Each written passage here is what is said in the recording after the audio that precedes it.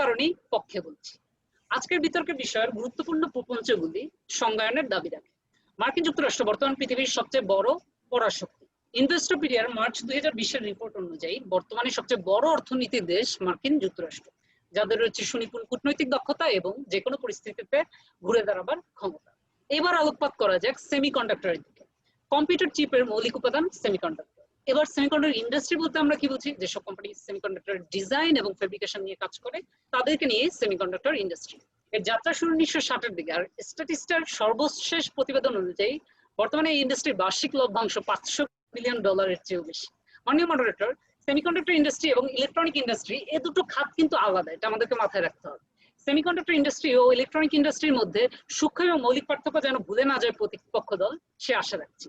তবে সুবিশাল ইলেকট্রনিক্স ইন্ডাস্ট্রির চালিকা শক্তি কিন্তু এই সেমিকন্ডাক্টর ইন্ডাস্ট্রি। এ পর্যায়ে ভবিষ্যতের সংজ্ঞায়নের দিকে আলোকপাত করা যায়। ভবিষ্যৎ বলতে আমরা কি বুঝি? আজ থেকে 5 বছর পরও যেমন ভবিষ্যৎ, তেমনি 1000 বছর পরও ভবিষ্যৎ। আগামী 1000 বছর পর পৃথিবীতে মানব সভ্যতা টিকে থাকবে তার শতভাগ নিশ্চয়তা দিতে আমি আপনি সবাই অপারগ। সে কারণে ভবিষ্যৎকে আমরা আগামী 2050 পর্যন্ত 30 বছরের সময়সীমায় বেঁধে দিচ্ছি। আর বাজারের নেতৃত্ব বলতে আমরা বুঝাবো উৎপাদন ও মুনাফা লাভ, এ দুটোর সমন্বয়ে এগিয়ে থাকা। সংজ্ঞায়নের পরে এবার তত্ত্বের দিকে একটু মনোযোগ দেওয়া যায়। শেফিল্ড বিশ্ববিদ্যালয়ের অধ্যাপক রিচার্ড জোনসের মতে উদ্ভাবনের পিছনে অর্থনীতি যে একমাত্র প্রভাবক তা কিন্তু নয়। উদ্ভাবনের পিছনে চালিকা শক্তি হিসেবে অবদান রয়েছে রাজনীতি, ইতিহাস, সমাজ ব্যবস্থা সহ আরো অনেক কিছু। আজকে 4টি ক্ষেত্র বিশ্লেষণ করে আমরা প্রমাণ করবো যে মার্কিন যুক্তরাষ্ট্রের হাতে থাকবে সেমিকন্ডাক্টর ইন্ডাস্ট্রির ভবিষ্যৎ নেতৃত্ব। ক্ষেত্রগুলি যথাক্রমে: 1, মার্কিন যুক্তরাষ্ট্রের প্রযুক্তিগত উৎকর্ষতা; 2, বাজার বিশ্লেষণ ক্ষমতা; 3, কূটনৈতিক দক্ষতা ও তৎপরতা; 4, বিশ্ব রাজনীতি বর্তমান পরিস্থিতি বিশ্লেষণ। এবার ব্যাখ্যায় চলে যাচ্ছি। একটি পণ্য গবেষণাগার থেকে ইন্ডাস্ট্রিতে আনার ক্ষেত্রে 5টি ধাপ রয়েছে: কল্পনা, গবেষণা, পরিকল্পনা, প্রোটোটাইপিং এবং উৎস আহরণ। এই শব্দ ধাপ সম্পন্ন করে কোনো দেশ যদি কোনো পণ্য বাজারে আনতে পারে তবে আমরা সে দেশটিকে ওই পণ্য উৎপাদনে স্বয়ংসম্পূর্ণ বলতে পারি। এই সেমিকন্ডাক্টর ইন্ডাস্ট্রিতে মার্কিন যুক্তরাষ্ট্র ও তার মিত্রপক্ষদের বাদ দিলে আর পরাশক্তির কথা চিন্তা করলে আসবে চীন ও রাশিয়া। বর্তমান প্রেক্ষিতে রাশিয়ার থেকে এই খাতে যোজন যোজন এগিয়ে চীন। আর মার্কিন যুক্তরাষ্ট্রের সাথে যে প্রতিযোগিতা যে খুব সহজ নয় সেটা সোভিয়েত রাশিয়ার তো ভালোই জানা থাকার কথা। চীনের প্রযুক্তি খাত যদিও বেশ সমৃদ্ধ, তবে তা কিন্তু অনেকটাই আমদানি নির্ভর। তেলের চেয়েও সেমিকন্ডাক্টর আমদানিতে বেশি অর্থ গুনতে হয় চীনকে। আইফোনের পিছনে মেড ইন চায়না ট্যাগ দেখে খুব খুশি হয়ে যাবেন না প্রতিপক্ষ দল। কম্পোনেন্ট গুলোকে শুধুমাত্র অ্যাসেম্বলি করা হয়েছিল, চিপস, ডিজাইন সবই কিন্তু বাইরে থেকে আমদানি করতে হয় চীনকে। এই অ্যাসেম্বলিও যে চীনই আজীবন করবে তেমনটিও কিন্তু না। কম অর্থে জনবল যে স্থানে পাওয়া যায় এই সেক্টরটা সেদিকেই যাবে ধীরে ধীরে। মার্কেটটা কিন্তু ইতিমধ্যে ভারত, ভিয়েতনাম, বাংলাদেশের দিকে আসা শুরু করছে। তাই আমি ফিনিশড গুডসে মেড ইন চায়না ট্যাগ দেখে বিভ্রান্ত না হওয়ার আহ্বান জানাবো প্রতিপক্ষ দলকে। কম্পোনেন্ট এবং ডিজাইন কোথা থেকে আসছে সেদিকে যেন একটু নজর দেন তারা, সেটাই থাকবে আমার আহ্বান। প্রতিপক্ষ দল, আপনারা হয়তো বলতে পারেন যে সাউথ কোরিয়া, জাপান বা তাইওয়ান ভবিষ্যতে সেমিকন্ডাক্টর ইন্ডাস্ট্রি নেতৃত্ব দিবে। দ্বিতীয় বিশ্বযুদ্ধের পর সোভিয়েত ইউনিয়ন এবং মার্কিন যুক্তরাষ্ট্র এদের মধ্যে চলমান স্নায়ুযুদ্ধ, যেটিকে আমরা চিন্তা করতে পারি পুঁজিবাদ বনাম সাম্যবাদের দৃষ্টিকোণ থেকে। সেখানে পুঁজিবাদী অর্থনীতির প্রভাব বিস্তারের জন্য মার্কিন যুক্তরাষ্ট্র জাপান, সাউথ কোরিয়া বা তাইওয়ানের মতো দেশকে খাত থেকে তুলেছিল। বিজ্ঞ প্রতিপক্ষে এই পর্যায়ে আপনাদের কাছে একটি প্রশ্ন রেখে যাচ্ছি। এখন এই মুহূর্তে যখন পুরো পৃথিবী পুঁজিবাদী অর্থনীতির বাস্তুসংস্থানে আবদ্ধ, সেখানে মার্কিন যুক্তরাষ্ট্রের মিত্র দেশগুলো এককভাবে এই খাতে নেতৃত্ব দিবে মার্কিন যুক্তরাষ্ট্রের কোনো সাহায্য বা মদদ ছাড়াই, তার পিছনে কয়েকটি কারণ দেখিয়ে যেতে পারবেন কি? আর সেমিকন্ডাক্টর ইন্ডাস্ট্রি যখন ইতোমধ্যেই সর্বোচ্চ উন্নতির অবস্থান আছে, যেখানে কিনা মুরস ল অনুযায়ী আর কিছুদিনের মধ্যে সিলিকন চিপে নির্দিষ্ট ক্ষেত্রফলে সেমিকন্ডাক্টর সংখ্যা সম্পৃক্ততা চলে আসছে, সেখানে এই ক্ষেত্রে আর কি যুগান্তকারী আবিষ্কারের সুযোগ আছে অন্য পরাশক্তিগুলোর, সে ব্যাপারেও কিছু যুক্তি দেখে যেতে পারবেন প্রতিপক্ষ দল।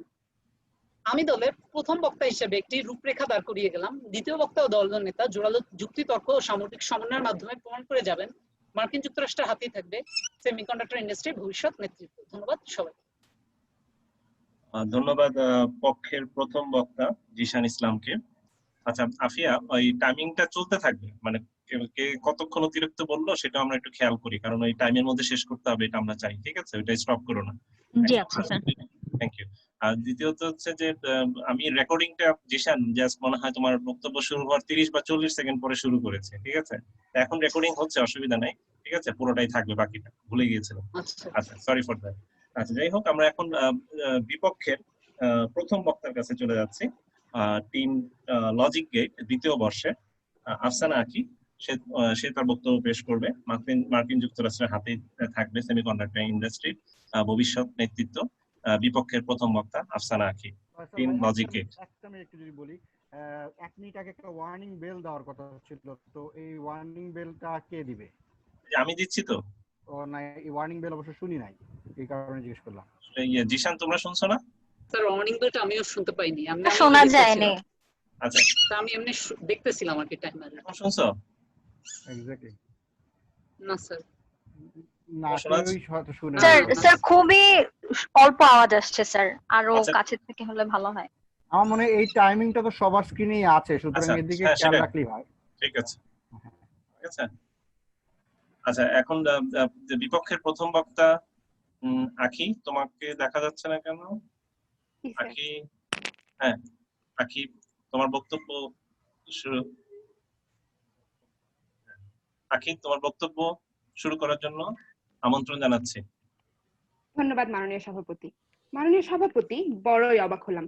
পকেটে শাওমি অথবা হুয়াওয়ের মতো চীনা পণ্য হাতে নিয়েও প্রতিপক্ষ দলের প্রথম বক্তা যেভাবে মার্কিন পণ্যের গুণগান করে গেলেন, তাতে আমার সত্যি শ্বাসরোধ হওয়ার জোগাড়। তাকিয়ে দেখুন বিজ্ঞ প্রতিপক্ষ, শুধু আপনিই নন, বিশ্বের অধিকাংশ মানুষই মার্কিন পণ্য ব্যবহার করছে না।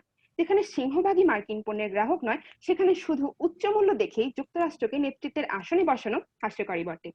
সম্মানিত সভাপতি, বিজ্ঞ বিচারক মণ্ডলী, বিতার্কিক বন্ধুরা এবং যারা শুনছেন, সকলকে জানাই সাদর সম্ভাষণ। বিতর্ক চলছে, বিতর্কের বিষয় মার্কিন যুক্তরাষ্ট্রের হাতেই থাকবে সেমিকন্ডাক্টর ইন্ডাস্ট্রির ভবিষ্যৎ নেতৃত্ব।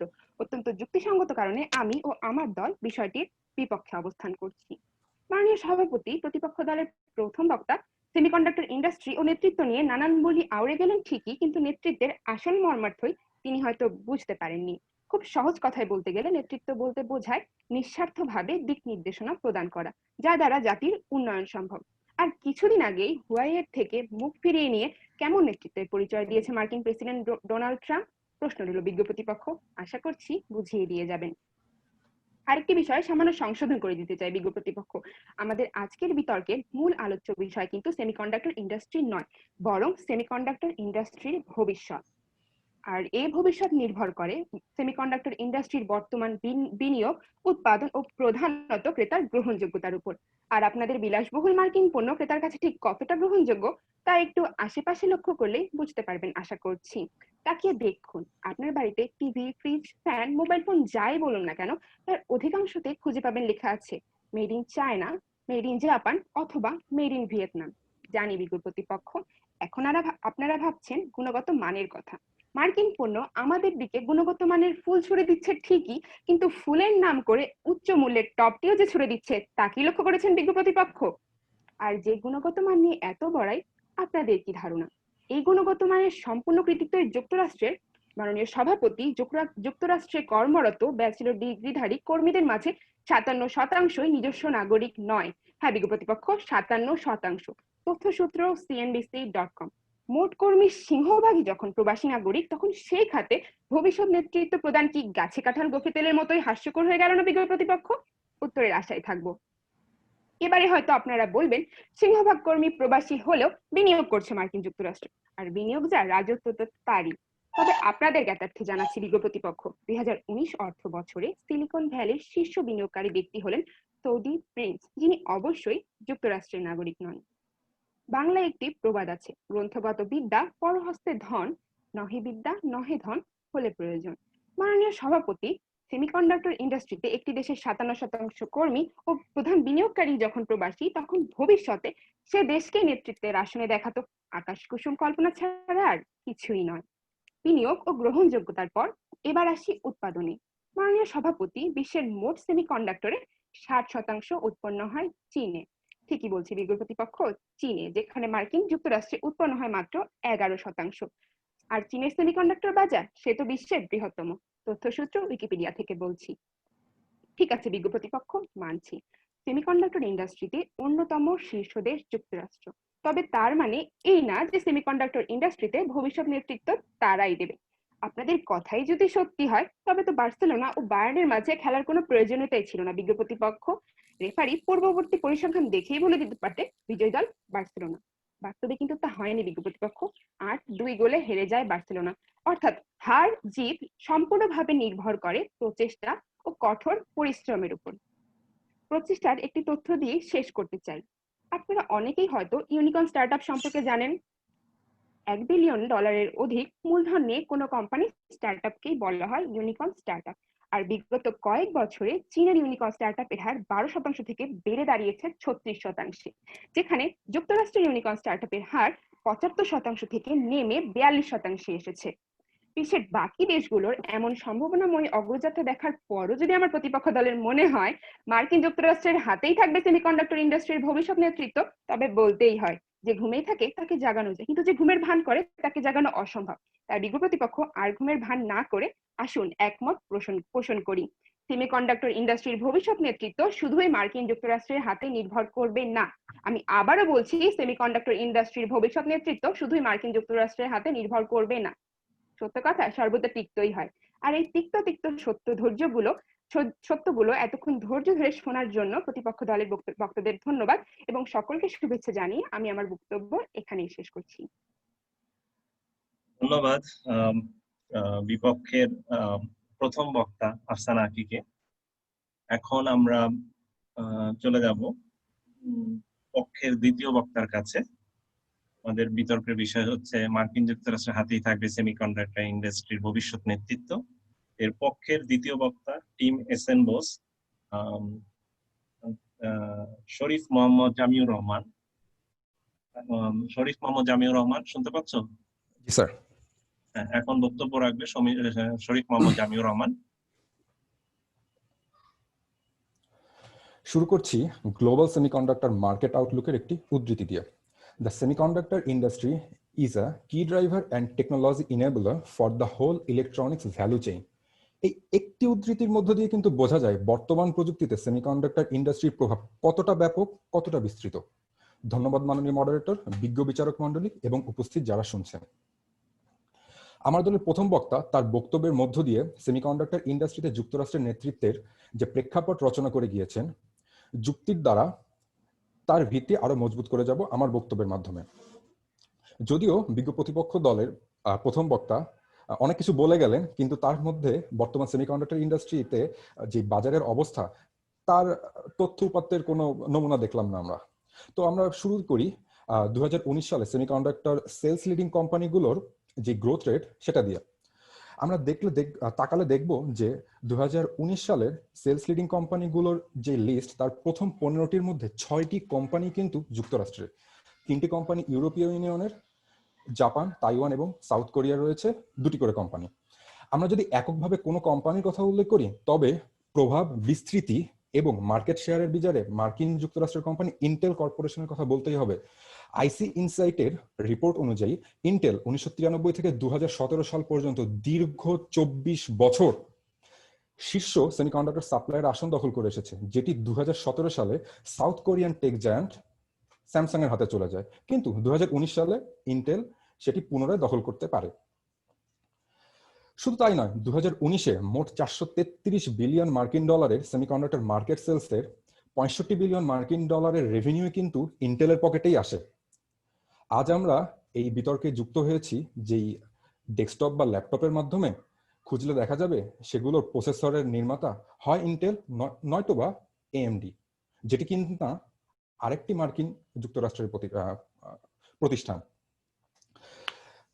সেমিকন্ডাক্টর ইন্ডাস্ট্রি বাজার বিশ্লেষণে নিয়োজিত প্রতিষ্ঠান আইসি ইনসাইটের মতে 2019 সালে মার্কিন যুক্তরাষ্ট্র আইডিএম সেলসের 51% এবং ফ্যাবলেস সেলসের 65% ধারণ করে বিশ্বব্যাপী সর্বোপরি 55% আইসি মার্কেট শেয়ার দখল করতে সক্ষম হয়, যেখানে দ্বিতীয় স্থানে থাকা সাউথ কোরিয়া দখল করতে পারে মাত্র 21%, যা 2018 সাল থেকেও 6% কম। এত গেল সেমিকন্ডাক্টর ইন্ডাস্ট্রি বর্তমান বাজারের অবস্থা, যেখানে সন্দেহাতীতভাবে যুক্তরাষ্ট্র অনেক এগিয়ে। তবে ভবিষ্যৎ নেতৃত্বের কথা আসলে সেমিকন্ডাক্টর ইন্ডাস্ট্রিতে প্রভাব বিস্তারকারী অন্যান্য দেশ জাপান, সাউথ কোরিয়া, তাইওয়ান এবং ইউরোপীয় ইউনিয়নের সাথে যুক্তরাষ্ট্রের সম্পর্কের বিষয়টিও কিন্তু মাথায় রাখতে হবে। মার্কিন যুক্তরাষ্ট্রের কূটনৈতিক তৎপরতা সর্বজন বিদিত। বর্তমান সময়ে যুক্তরাষ্ট্র জাপানের ঘনিষ্ঠতম মিত্র। অন্যদিকে দক্ষিণ কোরিয়ার আঞ্চলিক সমস্যা নিরসনে এবং নিজেদের অস্তিত্ব বজায় রাখতে অনেকদিন ধরে যুক্তরাষ্ট্রকে পাশে পেয়ে আসছে দক্ষিণ কোরিয়া, আর ইউরোপিয়ান ইউনিয়নভুক্ত দেশগুলোর সাথে যুক্তরাষ্ট্রের সুসম্পর্কের কথা বলাই বাহুল্য। আমাদের প্রতিপক্ষের প্রথম বক্তা চীনের কথা বলে গেলেন, হাতে হুয়াওয়ের ফোন নিয়ে আমরা বড়াই করছি আমেরিকার কথা বলে, কিন্তু আমাদের বিজ্ঞ প্রতিপক্ষ মনে হয় ভুলে গেছেন যে চীন নতুন পরাশক্তি হিসেবে আবির্ভূত হলেও দক্ষিণ এশিয়াতে সেমিকন্ডাক্টর নতুন নতুন সফটওয়্যার ফোন আমাদেরকে হাতে পৌঁছে দিলেও এই যে সফটওয়্যার ফোনগুলোর যে প্রাণ মাইক্রোপ্রসেসর, সেগুলো কিন্তু চীন নিজে তৈরি করতে পারে না, তাকে এর জন্য বাইরের দেশেরই শরণাপন্ন হতে হয়, এবং ম্যাক্সিমাম ক্ষেত্রেই সেগুলোর সরবরাহ করে থাকে ইউএসএ প্রতিষ্ঠান কোয়ালকম, অথবা কিছু ক্ষেত্রে তাইওয়ানের প্রতিষ্ঠান মিডিয়াটেক।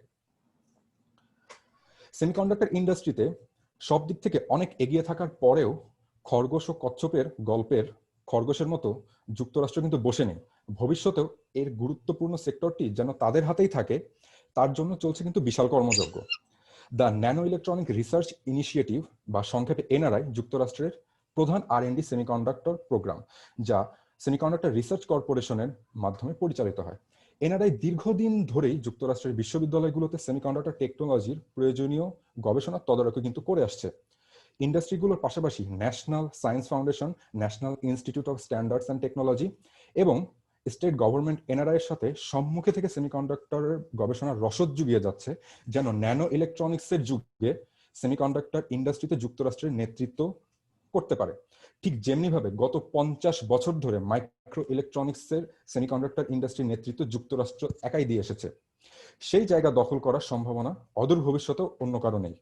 আর তাই আত্মবিশ্বাসী কণ্ঠে বলতে পারি, সেমিকন্ডাক্টর ইন্ডাস্ট্রির ভবিষ্যৎ নেতৃত্ব থাকবে যুক্তরাষ্ট্রের হাতেই। ধন্যবাদ সবাইকে।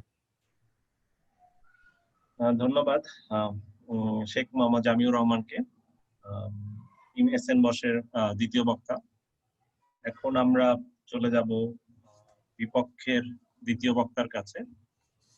আমাদের আজকের বিতর্কের বিষয় আমি আবার মনে করে দিয়েছি, মার্কিন যুক্তরাষ্ট্রের হাতেই থাকবে সেমিকন্ডাক্টর ইন্ডাস্ট্রির ভবিষ্যৎ নেতৃত্ব। বিপক্ষে বলার জন্য টিম লজিক গেট দ্বিতীয় বর্ষের শাহাদ আহমেদকে আহ্বান জানাচ্ছি, আমন্ত্রণ জানাচ্ছি। শাহাদ আহমেদ, শুনতে পাচ্ছ? তোমার ভিডিওটা এক সেকেন্ড, তোমার ভিডিওটা দেখে নি, আসে নাই স্ক্রিনে? হ্যাঁ আসছে, ঠিক আছে। ধন্যবাদ মাননীয় সভাপতি আমাকে সুযোগ প্রদান করার জন্য। মাননীয় সভাপতি, আমাদের দলের প্রথম বক্তা দেখিয়ে গেছেন সেমিকন্ডাক্টর শিল্পে এবং এর কাঁচামাল উৎপাদনে চীন কতটা বেশি এগিয়ে, এবং তাদের বাজার যে সেমিকন্ডাক্টর শিল্পের ক্ষেত্রে সেমিকন্ডাক্টরের বাজার যে পৃথিবীর অন্যান্য দেশের চেয়ে সর্ববৃহৎ, সেক্ষেত্রে কোনো সন্দেহ নেই। কিন্তু মাননীয় সভাপতি, তারা কি শুধুমাত্র নিজেদের দেশের মধ্যে সীমাবদ্ধ? না মাননীয় সভাপতি, আর আমি প্রমাণ করে যাব কেন নয়। মাননীয় সভাপতি, চীনা কোম্পানিরা এখন শুধুমাত্র নিজেদের দেশের সেমিকন্ডাক্টর ইন্ডাস্ট্রির উপরই শক্তি আরোপ করছে না, বরং তারা পুরো বিশ্ব জুড়ে আস্তে আস্তে এগিয়ে চলেছে মাননীয় সভাপতি। যেহেতু এখানে আমরা যুক্তরাষ্ট্রকে নিয়ে বেশি আলোচনা করছি, তাই আমরা এখানে যুক্তরাষ্ট্রের একটি উদাহরণ তুলে ধরছি। মাননীয় সভাপতি, 2018 সালের 30শে মে দৈনিক প্রথম আলো পত্রিকার একটি প্রতিবেদন তুলে ধরছি, যেখানে ক্যালিফোর্নিয়ায় অবস্থিত অ্যাটোপটেপ নামক একটি প্রতিষ্ঠানে একটি চিপ মেকিং ইন্ডাস্ট্রির কথা তুলে ধরা হয়, যা কিছুদিনের মধ্যেই দেউলিয়া হয়ে যায়। এই ইন্ডাস্ট্রিটা পূর্বে স্মার্টফোন সহ অনেক উচ্চমানের অস্ত্র তৈরি করতো, যা সেমিকন্ডাক্টরের সাথে সংযুক্ত আছে। কিন্তু মাননীয় সভাপতি, এরা যখন দেউলিয়া হয়ে যায় তখন কিছুদিনের মধ্যে এদেরকে ক্রয় করে নেয় অ্যাভেটার ইন্টিগ্রেটেড সিস্টেম নামে একটি কোম্পানির সভাপতি। এখন এই কোম্পানিটি নিশ্চিতভাবে কার ঠিক বলা যাচ্ছে না, অর্থাৎ অ্যাটোটেকের বর্তমান মালিককে ঠিক সুন্দরভাবে ব্যাখ্যা করা সম্ভব নয় মাননীয় সভাপতি। কিন্তু অন্যদিকে অ্যাভেটারের প্রধান পরিচালক একজন হংকং ভিত্তিক ব্যবসায়ী। এখান থেকে আমরা বুঝতে পারছি মাননীয় সভাপতি যে আমেরিকান একটি কোম্পানি এবং তাদের টেকনোলজি কিভাবে আস্তে আস্তে চীনাদের হাতে চলে গেল। মাননীয় সভাপতি, এভাবে আসলে কতগুলো ক্ষমতা যে চীনদের হাতে রয়েছে তা ঠিক আমরা এখনো ঠিকভাবে বলতে পারি না। কিন্তু মজার ব্যাপার হলো, চীনরা নিজেরা কিন্তু এ ধরনের সমস্যা থেকে মোটামুটি মুক্ত। মাননীয় সভাপতি, যুক্তরাষ্ট্র তাদের অনেক কাজের জন্য চীনেদের উপর নির্ভরশীল হয়ে থাকে। যেমন অ্যাপেলের কথাই ধরে নিন। মাননীয় সভাপতি, lifewire.com এর একটি তথ্য অনুসারে চীনের আইফোন এবং তার অন্যান্য পণ্য যা অ্যাপেলের আন্ডারে রয়েছে, সেগুলো তাদের উৎপাদনের সমাপ্তির জন্য এবং উপসংহারের জন্য প্রায় 30% চীনের উপর নির্ভর করে। অর্থাৎ অ্যাপেল কোম্পানির মোট পণ্যগুলোর প্রায় 30% কাজ চীনে সম্পন্ন হয়। মানে সভাপতি, যেখানে যুক্তরাষ্ট্র তাদের কাজের সমাপ্তির জন্য চীনের উপর নির্ভরশীল, সেখানে যুক্তরাষ্ট্রকে সম্পূর্ণ ক্রেডিটটা দেওয়া অবশ্যই পাগলামো হবে মাননীয় সভাপতি। এবার আমি আসি তাইওয়ানের কথায়। বুমবার্স.com এবং উইকিপিডিয়া অনুসারে পৃথিবীর সবচেয়ে উন্নত মানের চিপস উৎপন্ন করে তাইওয়ান। তাই পৃথিবীর প্রত্যেকটা দেশই নিজেদের দেশের কোম্পানিগুলোর উচ্চমানের প্রোডাক্টের জন্য তাইওয়ানের উপর নির্ভরশীল হয়, যেমন অ্যাপেল, এনভিডিয়া, স্যামসাং, হুয়াই, যার কথাই বলুন না কেন সবাই অনেকটা তাইওয়ানের মুখাপেক্ষী সবচেয়ে উচ্চমানের চিপসটি পাওয়ার জন্য। কিন্তু মাননীয় সভাপতি, এদিক থেকে আরো একভাবে বলা যায় তাইওয়ান যাদের দিকে বেশি সহায়তা করতেছে তারাই বেশি উন্নতি করবে। মাননীয় সভাপতি, সম্প্রতি ডেক্সা কনসাল্টিং সাইটের একটি রিপোর্টের কথায় আসতে চাই। এই রিপোর্টে দেখানো হয়েছে তাইওয়ানের বিনিয়োগকারী এবং সেমিকন্ডাক্টর চিপস ব্যবসায়ীরা তাদের রিসোর্স এবং ইঞ্জিনিয়ার চীনে পাঠাচ্ছে। মাননীয় সভাপতি, প্রতিবেদন লক্ষ্য করে দেখা যায় গত 3 বছরে চীনে মোট বিনিয়োগ করেছে তারা 61.2%, যেখানে যুক্তরাষ্ট্রের জন্য তাদের বিনিয়োগ মাত্র 6.4%। আবার তাইওয়ান থেকে আমদানি করা পণ্যের মধ্যে চীনের মোট আমদানি রয়েছে 40%, যার মধ্যে 70%ই প্রায় চিপস এবং অন্যান্য সেমিকন্ডাক্টর প্রোডাক্ট, যেখানে যুক্তরাষ্ট্রের আমদানি মাত্র 17.5%। সুতরাং আমরা দেখতেই পাচ্ছি চীন যুক্তরাষ্ট্রের তুলনায় অনেক বেশি এগিয়ে আছে উচ্চমানের প্রোডাক্টটি পাওয়ার ক্ষেত্রে। মাননীয় সভাপতি, এইবার যুক্তরাষ্ট্রের একটি অত্যন্ত গুরুত্বপূর্ণ ঘটনা যা আমরা সবাই জানি, মেধা পাচার, সেখানে আসতেছি। যুক্তরাষ্ট্রের মেধা পাচার সম্পর্কে জানে না এমন লোক হয়তো খুব বেশি খুঁজে পাওয়া যাবে না। মাননীয় সভাপতি, যুক্তরাষ্ট্র নিজেদের দেশে উচ্চ বেতনে চাকরি দিয়ে পৃথিবীর অন্যান্য দেশ থেকে মেধাবী শিক্ষার্থীদের নিজেদের দেশে নিয়ে আসে এবং নিজেদের দেশের উন্নতি ঘটায়। এর ফলে পুরো পৃথিবী মোটামুটি একভাবে বলতে পারেন তা মেধাশূন্য হয়ে পড়ে। কিন্তু মাননীয় সভাপতি, সম্প্রতি আমরা লক্ষ্য করতে পারছি চীনের সরকার এটি প্রতিরোধে ব্যবস্থা গ্রহণ করতে সক্ষম হয়েছে।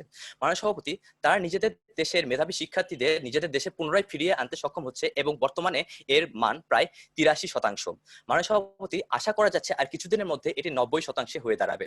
মাননীয় সভাপতি, সুতরাং আমরা বলতে পারি যদি চীনের সরকার তাদের পুনরায় ফিরে পায় তাহলে চীনের ইন্ডাস্ট্রি এবং অন্যান্য আরো দিকে অনেক বেশি অগ্রগতি হবে, অর্থাৎ তাদের সেমিকন্ডাক্টর ইন্ডাস্ট্রিতে বিনিয়োগ এবং ইঞ্জিনিয়ার দুইটি বৃদ্ধি পাবে। মাননীয় সভাপতি, মাননীয় সভাপতি, এবার আমি আমাদের বিজ্ঞ প্রতিপক্ষ দলদের জন্য কিছু বলতে চাই। বিজ্ঞ প্রতিপক্ষ দল হয়তো এতক্ষণ পর্যন্ত অনেক কিছুই বলেছেন মার্কিন যুক্তরাষ্ট্রের আধিপত্য নিয়ে, কিন্তু তার বেশিরভাগই হয়তো সিলিকন ভ্যালিকে কেন্দ্র করে, যা ক্যালিফোর্নিয়ায় অবস্থিত। আমাদের বিজ্ঞ প্রতিপক্ষ হয়তো এটি জানেন না যে ক্যালিফোর্নিয়া এখন স্বাধীনতার জন্য আন্দোলন করছে এবং এর লিড করতেছে ইয়েস ক্যালিফোর্নিয়া নামক একটি শক্তিশালী রাজনৈতিক দল। মাননীয় সভাপতি, এখন চিন্তা করে দেখুন যেখানে ক্যালিফোর্নিয়ার হাতে বেশিরভাগ কোম্পানি, সেখানে ক্যালিফোর্নিয়া যদি চলে যায় তাহলে এখন এই যুক্তরাষ্ট্রের অবস্থা কি হয়ে দাঁড়াবে। মাননীয় সভাপতি, এখানে ক্যালিফোর্নিয়া কিন্তু যুক্তরাষ্ট্রের একটি নেতৃত্ব পর্যায়ের দেশ, সুতরাং তাদের আন্দোলন অবশ্যই কোনো পাঁজর ভাঙা কোনো আন্দোলন হবে না আরাকান অথবা অন্য কোনো দেশের মতো, যেমন ইন্ডিয়া।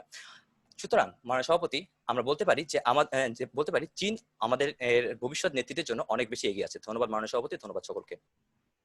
ধন্যবাদ বিপক্ষের দ্বিতীয় বক্তা শাহাদ আহমেদকে বক্তব্য প্রদানের জন্য।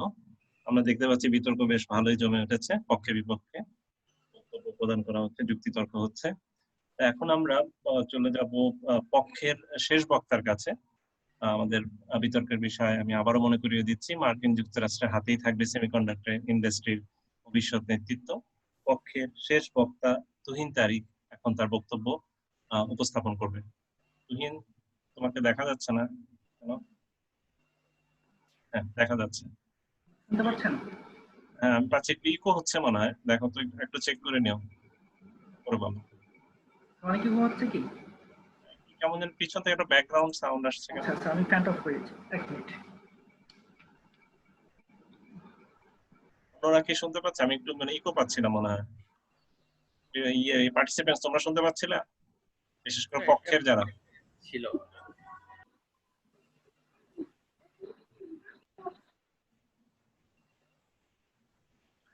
এখন ঠিক আছে কি? হ্যাঁ, ঠিক আছে। You may start. আফিয়া।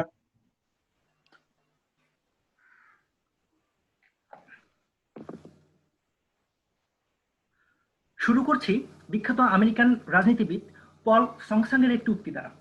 তিনি বলেছিলেন, America is hope, it is compassion, it is excellence, it is valour. আজকে বিতর্ক প্রতিযোগিতায় উপস্থিত মাননীয় মডারেটর, বিজ্ঞ বিচারক মন্ডলী, প্রতিপক্ষের বন্ধু সহ যারা শুনছেন সকলকে জানাচ্ছি আন্তরিক শুভেচ্ছা। আজকের বিতর্কের বিষয়টি মার্কিন যুক্তরাষ্ট্রের হাতেই থাকবে সেমিকন্ডাক্টর ইন্ডাস্ট্রির ভবিষ্যৎ নেতৃত্ব। ইতিমধ্যে আমার দলের প্রথম ও দ্বিতীয় বক্তা আজকে বিতর্কে আমাদের জায়গাটিকে স্পষ্ট করে গিয়েছেন এবং আমি দলনেতা হিসাবে সার্বিক সমন্বয়ের মাধ্যমে আজকে বিতর্কের বিষয়টি যথার্থতা প্রমাণ করে যাব। মাননীয় মডারেটর, আজকে আমরা 4টি সেক্টর দেখিয়েছিলাম বা 4টি ক্ষেত্র থেকে আমরা বলেছিলাম যে এই কারণেই মার্কিন যুক্তরাষ্ট্র আগামী 30 বছর পর্যন্ত সেমিকন্ডাক্টর ইন্ডাস্ট্রিতে নেতৃত্ব দেবে। তার প্রথমটি ছিল মার্কিন যুক্তরাষ্ট্রের প্রযুক্তিগত উৎকর্ষতা। আসুন আজকে আমরা বিজ ভাইবস এর একটি তথ্য অ্যানালাইসিস করি। আজকে মার্কিন যুক্তরাষ্ট্রে যে সেমিকন্ডাক্টর কোম্পানিগুলো রয়েছে, যেমন ইন্টেল, তারা তৈরি করছে CPU, microprocessor, iGPU, system on chip, flash memory. Qualcomm company তৈরি করছে স্ন্যাপড্রাগন সিস্টেম অন চিপ। আজকে ব্রডকম কোম্পানি তৈরি করছে optical sensing, Ethernet switching, Ethernet controlling এর মতো জিনিসগুলো। আজকে মাইক্রন কোম্পানি তৈরি করছে এসএসডি ড্রাইভস ইত্যাদি। অন্যদিকে সেমিকন্ডাক্টর ইন্ডাস্ট্রির অন্য একটি গ্রেট জায়ান্ট সাউথ কোরিয়ার স্যামসাং এবং এসকে হাইনিক্স, তারা তৈরি করছে ডিরাম, অটোমোবাইল সেমিকন্ডাক্টর এবং হচ্ছে সলিড স্টেট ড্রাইভস। আজকে যদি আমরা তাইওয়ানের টিএসএমসি কোম্পানির দিকে তাকাই তাহলে দেখবো তারা শুধুমাত্র ওয়েফারকে ম্যানুফ্যাকচার করে। তাই এখন যদি আমরা পৃথিবীর অন্য দেশের শ্রেষ্ঠ যে সেমিকন্ডাক্টর কোম্পানিগুলো রয়েছে তার সাথে মার্কিন যুক্তরাষ্ট্রের এই সেমিকন্ডাক্টর কোম্পানির কাজের যদি পরিধি আমরা চিন্তা করে দেখি, তাহলে আমরা দেখতে পাই মার্কিন যুক্তরাষ্ট্র অন্য দেশের চেয়ে অনেক বেশি এগিয়ে আছে। এবং মার্কিন যুক্তরাষ্ট্র যে জিনিসগুলো নিয়ে ইতিমধ্যে কাজ করে গেছে বা করা শুরু করেছে, অন্য দেশ তার সূচনা পর্যন্ত করতে পারেনি এ পর্যন্ত। তাই আমরা বলছি আগামী 30 বছর পর্যন্ত মার্কিন যুক্তরাষ্ট্রের প্রযুক্তিগত উৎকর্ষতার কারণে মার্কিন যুক্তরাষ্ট্র সেমিকন্ডাক্টর ইন্ডাস্ট্রিতে নেতৃত্ব দেবে। মাননীয় মডারেটর, আরেকটি জিনিস আজকে আমার প্রথম বক্তা প্রথমেই উল্লেখ করে গিয়েছেন, সেমিকন্ডাক্টর ইন্ডাস্ট্রি আর ইলেকট্রনিক ইন্ডাস্ট্রি দুটি কিন্তু এক জিনিস নয়। আজকে আমাদের বিপক্ষ দল তারা প্রত্যেকটি যুক্তি দিয়েছেন ইলেকট্রনিক ইন্ডাস্ট্রির প্রেক্ষাপটে, কিন্তু আজকে আমাদের বিতর্কের বিষয়টি হচ্ছে সেমিকন্ডাক্টর ইন্ডাস্ট্রিকে নিয়ে, যে দিকগুলো কিন্তু তারা বারবারই এড়িয়ে যাচ্ছেন। মাননীয় মডারেটর, লক্ষ্য করুন, এবার আমরা একটি বাজার বিশ্লেষণ করব। আমরা দেখতে পাই 2019 সালের স্ট্যাটিস্টিক্স রিপোর্ট অনুযায়ী ইন্টেলের রেভিনিউ ছিল 65.8 বিলিয়ন ইউএস ডলার। অন্যদিকে সাউথ কোরিয়ার স্যামসাং এর রেভিনিউ ছিল 52.2 বিলিয়ন ইউএস ডলার। এই মাঝখানে আমরা কিন্তু চীনের কোনো সেমিকন্ডাক্টর ইন্ডাস্ট্রিকে আসতে দেখিনি এই টপ যে প্রথম, দ্বিতীয় এবং তৃতীয় র্যাঙ্কিং এর মধ্যে। আজকে যদি আমরা পৃথিবীর অন্য যে কোনো দেশের সেমিকন্ডাক্টর ইন্ডাস্ট্রির সাথে মার্কিন যুক্তরাষ্ট্রের সেমিকন্ডাক্টর ইন্ডাস্ট্রিগুলোর টোটাল রেভিনিউকে যদি আমরা একসাথে যোগ করি, তাহলে দেখবো মার্কিন যুক্তরাষ্ট্রের সেমিকন্ডাক্টর ইন্ডাস্ট্রির রেভিনিউগুলো সামগ্রিকভাবে অনেক বেশি উপরে থাকবে। আজকে আরেকটি বিষয় উল্লেখ করে যেতে চাই, সেটি হচ্ছে ইন্টেল কোম্পানি তারা 2019-20 অর্থ বছরে 1,10,000-এর উপরে নতুন কর্মী নিয়োগ দিয়েছে। সুতরাং আমরা বলতে পারি যে মার্কিন যুক্তরাষ্ট্রের এই সেমিকন্ডাক্টর ইন্ডাস্ট্রি নিয়ে অনেক বেশি একটি সম্ভাবনার দ্বার উন্মুক্ত করতে যাচ্ছে। মাননীয় মডারেটর, আসুন এবার আমরা মার্কিন যুক্তরাষ্ট্রের কূটনৈতিক দক্ষতা ও তৎপরতার কথা বলি। আজকে আমরা যদি দেখি যে পৃথিবীর অন্য যে দেশ যারা সেমিকন্ডাক্টর ইন্ডাস্ট্রি থেকে অনেক এগিয়ে যাচ্ছে, যেমন জাপান, সাউথ কোরিয়া এবং হচ্ছে ইসরায়েলের কথা আমরা বলতে পারি। আসলে দেখুন এই দেশগুলোর সাথে মার্কিন যুক্তরাষ্ট্রের সম্পর্ক কি। আজকে সাউথ কোরিয়া যে পৃথিবীর বুকে তারা এত ভালো ব্যবসা করতে পারছে, তারা যে আজকে টিকে আছে, তাদের অর্থনীতি এত ডেভেলপ হচ্ছে, তার কিন্তু মূল চালিকা শক্তিটা কিন্তু মার্কিন যুক্তরাষ্ট্র ব্যবস্থা করে দিয়েছিল দ্বিতীয় বিশ্বযুদ্ধের পরে। আজকে যদি আমরা ইসরায়েলের দিকে তাকাই তাহলে দেখতে পাই আজকে ইসরায়েল কেন তারা প্রযুক্তিতে এত উন্নত হচ্ছে। আজকে ইন্টেল তারা কিন্তু ইসরায়েলের তাদের 3টি প্রতিষ্ঠান তৈরি করেছে, ঠিক তেমনি মার্কিন যুক্তরাষ্ট্র আরো অনেকগুলো সেমিকন্ডাক্টর ইন্ডাস্ট্রি কিন্তু ইসরায়েল তাদের শাখা স্থাপন করেছে, যার প্রেক্ষিতে কিন্তু আজকে ইসরায়েলও এত বেশি উন্নতির দিকে যাচ্ছে। আজকে তাইওয়ানের কথা যদি চিন্তা করি তাহলে দেখতে পারি যে তাইওয়ানে কিন্তু আজকে যুক্তরাষ্ট্রের সাথে একটি মৈত্রী সম্পর্ক রাখতে যাচ্ছে, কারণ চীনের সাথে তাইওয়ানের অনেক বিভিন্ন ধরনের দ্বন্দ্ব বিভিন্ন সময় আমরা দেখতে পাই। সুতরাং কূটনৈতিক তৎপরতার দিক থেকে যদি চিন্তা করি তাহলে দেখতে পাই যে মার্কিন যুক্তরাষ্ট্রে কিন্তু একটা ক্ষমতা রয়েছে, তারা পৃথিবীর যে কোনো প্রান্তে যে কোনো অঞ্চলে তাদের মার্কেটকে রেজ করার এবং অন্য কোনো দেশকে মার্কেট থামিয়ে দেওয়ার। মাননীয় সভাপতি, মাননীয় মডারেটর, আজকে যদি আমরা লক্ষ্য করি যে ট্রেড ওয়ার চলছে মার্কিন যুক্তরাষ্ট্র বনাম ইউএস এর ব্যাপারে, সেখানে আমরা দেখতে পাই যে মার্কিন যুক্তরাষ্ট্রের কাছ থেকে কিন্তু চীন সবচেয়ে বেশি সিলিকন ওয়েফার সংগ্রহ করে। আজকে মার্কিন যুক্তরাষ্ট্র যদি সেটি বন্ধ করে দেয় তাহলে বিপক্ষ দল যে বারবার চীনের যুক্তি দেখে যাচ্ছেন, তাদের কিন্তু সিলিকন ওয়েফার যদি তারা সংগ্রহ করতে না পারে তাহলে কিন্তু তাদের ইন্ডাস্ট্রি আরো বেশি ধরাশীল হয়ে যাবে। সুতরাং এদিক থেকে কিন্তু আমরা বলতে পারি যে মার্কিন যুক্তরাষ্ট্র নেতৃত্ব দেবে। আজকে যদি আমরা বর্তমান বিশ্ব রাজনীতির প্রেক্ষাপট চিন্তা করে দেখি তাহলে দেখবো যে আজকে যখন ইন্ডিয়ার গালওয়ান উপত্যকা চীনের সাথে সংঘর্ষ হয়, তখন কিন্তু ইন্ডিয়ার মানুষ বাইরে এসে চীনা পণ্য বর্জন করে দিচ্ছে, তারা চীনা পণ্য পুড়িয়ে ফেলে দিচ্ছে। টিকটক অ্যাপও কিন্তু বন্ধ হয়ে গেছে ইন্ডিয়াতে। এগুলো প্রমাণ করে যে আসলে বৈশ্বিক রাজনৈতিক প্রেক্ষাপট বা অন্যান্য সেক্টরগুলো যদি আমরা চিন্তা করি তাহলে দেখতে পাই যে মার্কিন যুক্তরাষ্ট্র আগামী 30 বছর সেমিকন্ডাক্টর ইন্ডাস্ট্রিতে নেতৃত্ব দেবে, চীন নয়। ধন্যবাদ মাননীয় মডারেটর, ধন্যবাদ সবাইকে। ধন্যবাদ পক্ষের শেষ বক্তা তুহিন তারিককে। এখন আমরা চলে যাব আজকের বিতর্কের বিপক্ষের তৃতীয় বক্তার কাছে তার বক্তব্য পেশ করার জন্য, যে মার্কিন যুক্তরাষ্ট্রের হাতেই থাকবে সেমিকন্ডাক্টর ইন্ডাস্ট্রির ভবিষ্যৎ নেতৃত্ব। এর বিপক্ষে লজিক গেট সেকেন্ড ইয়ার টিমের নাফিসা আমিন রিদি তার বক্তব্য উপস্থাপন করবে। রিদি, জি আচ্ছা, স্যার আছে। জি স্যার আচ্ছা আছে। ঠিক আছে। আসসালামু আলাইকুম। টাইমিং দেখতে পাচ্ছ?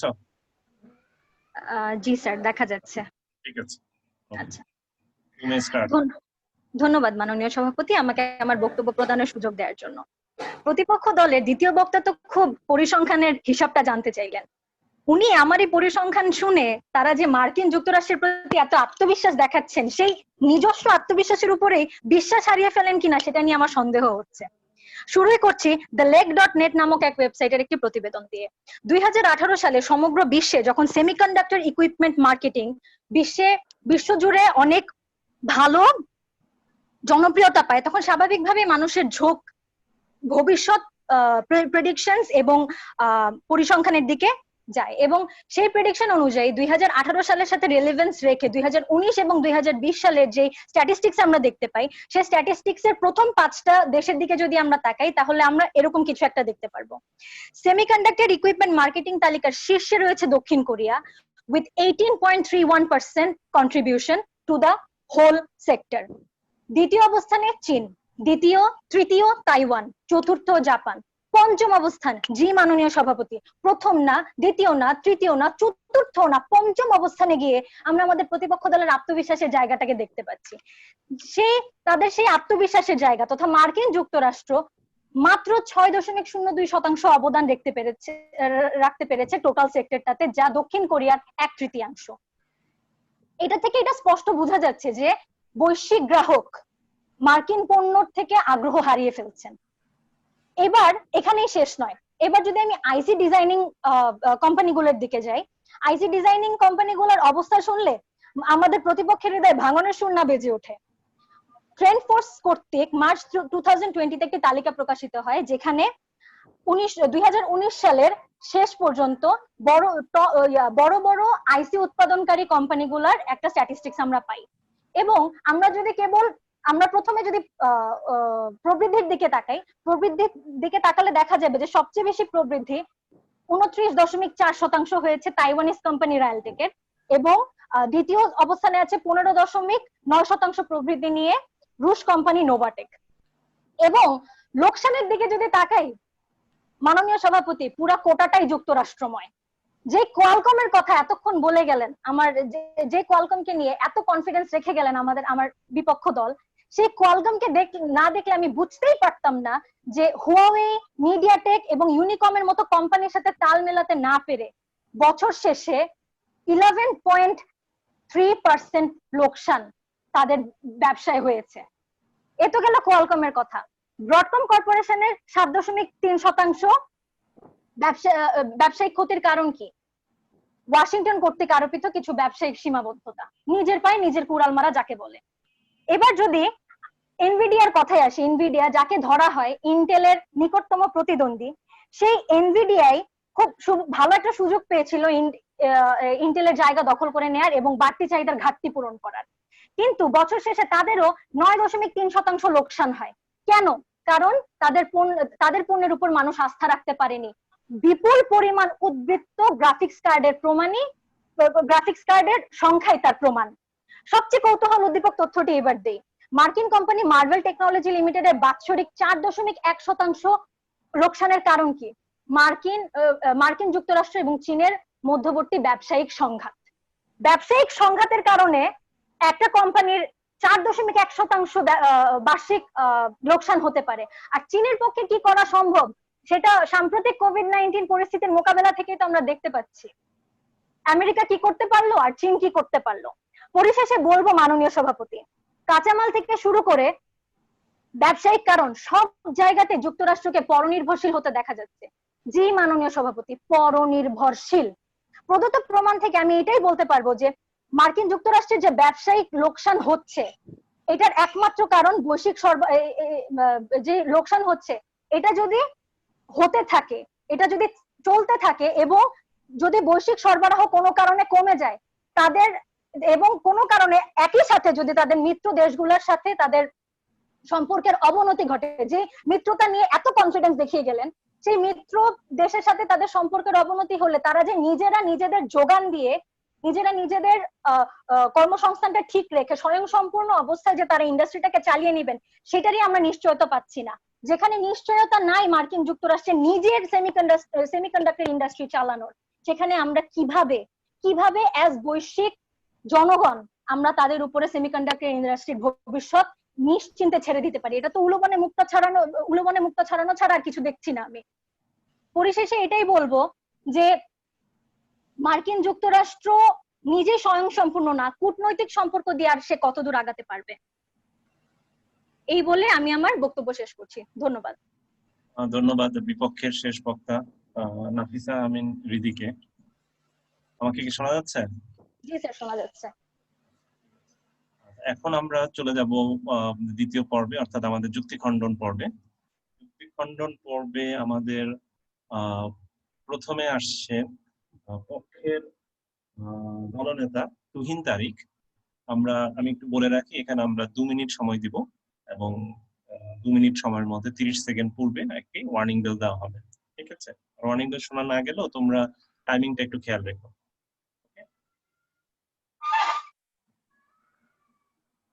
তো তুহিন তারিক, তুমি তোমার বক্তব্য বা যুক্তি খণ্ডন পর্ব শুরু করতে পারো। অসংখ্য ধন্যবাদ আমাকে পুনরায় ফ্লোর প্রদানের জন্য। মাননীয় মডারেটর, লক্ষ্য করে দেখুন, আজকে বিপক্ষ দলের যে কাজগুলো করা উচিত ছিল, আমাদের দলের প্রথম বক্তা তাকে 2টি প্রশ্ন করে গিয়েছিলেন, কিন্তু তাদের একজন বক্তাও কিন্তু এই 2টি প্রশ্নের একটি উত্তর দিয়ে যায়নি। আজকে আমরা তাদেরকে প্রশ্ন করেছিলাম যে মুরস ল অনুযায়ী যখন সিলিকন চিপের তারা যখন স্যাচুরেশন পর্যায়ে চলে যাবে, অর্থাৎ আর চিপ যখন স্যাচুরেশন লেভেলে চলে যাবে, তারপরে এই ইন্ডাস্ট্রিটা কি হবে, বা তারা যে চীনের কথা বলছে তারা সেক্ষেত্রে কি করবে, সে ধরনের তারা উত্তর দিয়ে যায়নি। আজকে মাননীয় মডারেটর, আরেকটি বিষয় আমরা বারবার বলে গিয়েছি, সিলিকন ইন্ডাস্ট্রির সাথে ইলেকট্রনিক ইন্ডাস্ট্রির যে পার্থক্য, মৌলিক যে বিষয়টি রয়েছে, এই বিষয়টি নিয়ে তারা কোনো কথা বলে যায়নি। আজকে আমরা আমাদের যুক্তিতে 4টি জায়গা ছিল, যে কূটনৈতিকতার ব্যাপার ছিল, প্রযুক্তিগত উৎকর্ষতার কথা ছিল, আজকে আমাদের বিশ্ব রাজনীতির বর্তমান প্রেক্ষাপটের কথা ছিল, মার্কেট বাজার বিশ্লেষণের কথা ছিল। আজকে আমাদের প্রতিপক্ষ দল কিন্তু আমাদের কূটনৈতিক তৎপরতা নিয়ে কোনো কথা বলেনি, বিশ্ব রাজনীতির বর্তমান প্রেক্ষাপট নিয়ে তারা কোনো কথা বলে যায়নি। মাননীয় মডারেটর, লক্ষ্য করুন, তারা বলে গেলেন যে অ্যাপল বা আইফোনে 30% কাজ নাকি চীনা হয়ে থাকে, কিন্তু লক্ষ্য করে দেখুন আজকে কেন পৃথিবীর বিভিন্ন দেশ বিভিন্ন কাজগুলোকে ভাগ করে নেয় কারণ হচ্ছে WTO, ওয়ার্ল্ড ট্রেড অর্গানাইজেশনের একটি চুক্তি অনুযায়ী। আর এই চীনকে ওয়ার্ল্ড ট্রেড অর্গানাইজেশনে যুক্ত করার ভূমিকা কিন্তু ছিল মার্কিন যুক্তরাষ্ট্রেরই। মাননীয় মডারেটর, আরো একটি জিনিস লক্ষ্য করে দেখুন, তারা হচ্ছে কি হুয়াওয়ের সাথে, চীনের গ্রেট জায়ান্ট হুয়াওয়ের সাথে যুক্তরাষ্ট্রের কোয়ালকম কোম্পানির তুলনা করলেন। কিন্তু মাননীয় মডারেটর, আজকে যদি আপনি একটি হাইয়েস্টের সাথে যদি লোয়েস্টের তুলনা করেন, সেটি কিন্তু মানানসই হয় না। তারা কিন্তু আজকে ইন্টেলের সাথে হুয়াওয়ের তুলনা করতে পারলেন না, কারণ তারা জানেন যে ইন্টেল হুয়াওয়ের চেয়ে অনেক বেশি এগিয়ে রয়েছে। মাননীয় মডারেটর, লক্ষ্য করুন, তারা আরেকটি যুক্তি দেখিয়ে গেলেন, তারা তাদের বক্তব্য পুরোটাই হচ্ছে ভবিষ্যৎ নেতৃত্ব কার উপর নির্ভর করবে, এটি কোনো সুস্পষ্ট দিক নির্দেশনা তারা কিন্তু বলতে পারলেননি। তারা বিভিন্ন দেশের উদাহরণ দিয়ে গেলেন, কিন্তু আজকে তাদের বিপক্ষ দল হিসেবে উচিত ছিল মার্কিন যুক্তরাষ্ট্রকে যদি তারা মেনে না নেন, তাহলে এর একটা বিপরীতে স্ট্যান্ড দাঁড় করানো, অর্থাৎ মার্কিন যুক্তরাষ্ট্র না হলে কোন দেশটি এই সেমিকন্ডাক্টর ইন্ডাস্ট্রিতে ভবিষ্যৎ নেতৃত্ব দেবে, এই জিনিস তাদের পরিষ্কার করা উচিত ছিল। তারা এই কাজগুলো করতে পারেনি। তাই সামগ্রিক দিক বিবেচনা করে আমরা মনে করি আমরা আজকে বিতর্কটিতে এগিয়ে আছি। ধন্যবাদ মাননীয় মডারেটর, ধন্যবাদ সবাইকে। ধন্যবাদ তুহিন তারিক, পক্ষের দলনেতা, যুক্তি খণ্ডনের জন্য।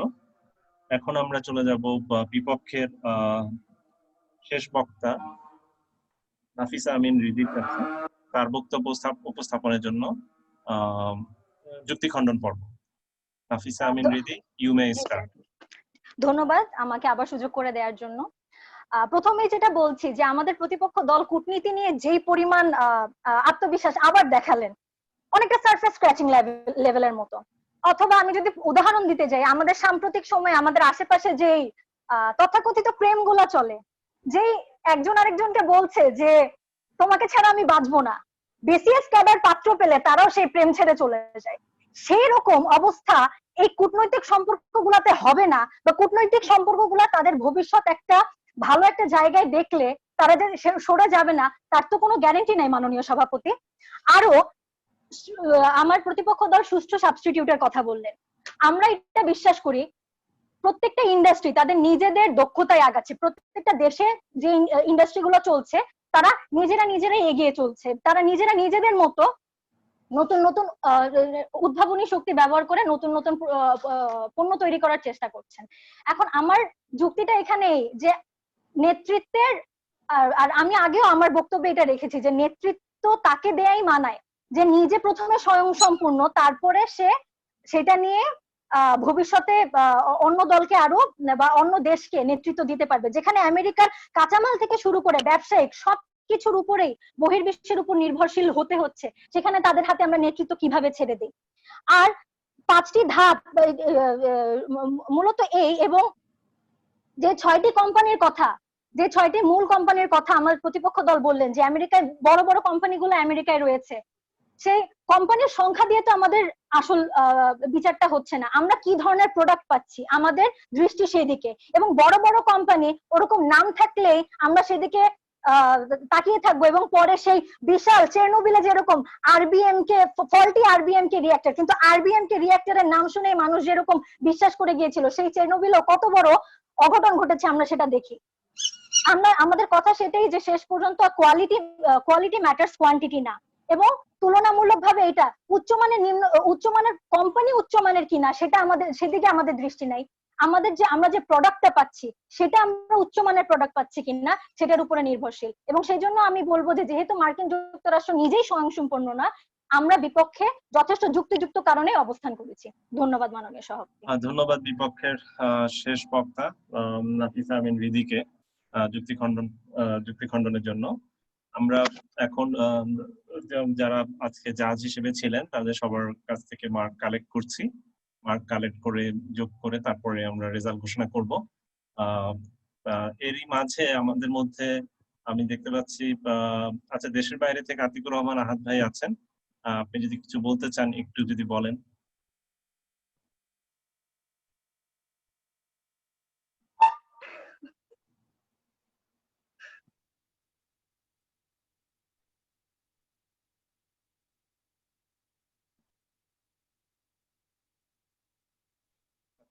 ভাই আছেন?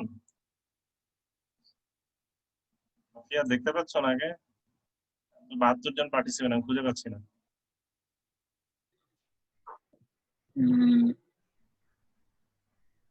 স্যার আমিও দেখছি না ওনাকে। আচ্ছা ঠিক আছে, উনি মনে নাই। তাহলে in that case mike mute করা, ক্যামেরা অফ করা। ঠিক ভাই কি আছেন? শুনতে পাচ্ছেন? হ্যাঁ আমি আছি, শুনতে পাচ্ছি।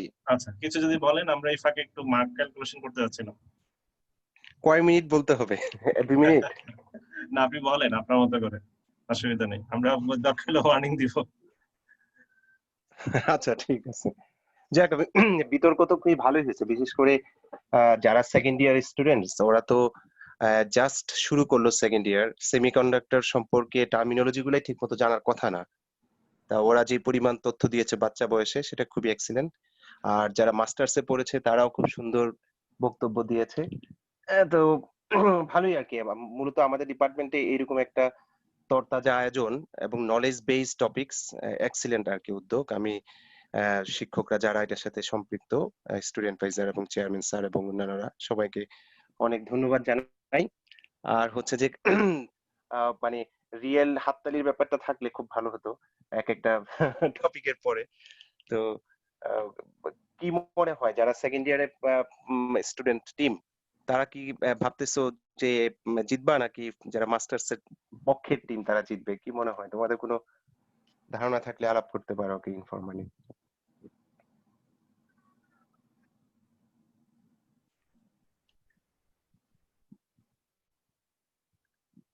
মনে হয় তোমাদের মাইক মিউট করা, অন হয়তো করতে পারো কিনা জানি না। ঠিক আছে, আলটিমেটলি এরকম। ইনশাআল্লাহ জিতবো। হ্যাঁ স্যার ইনশাআল্লাহ যা হবে ভালো হবে।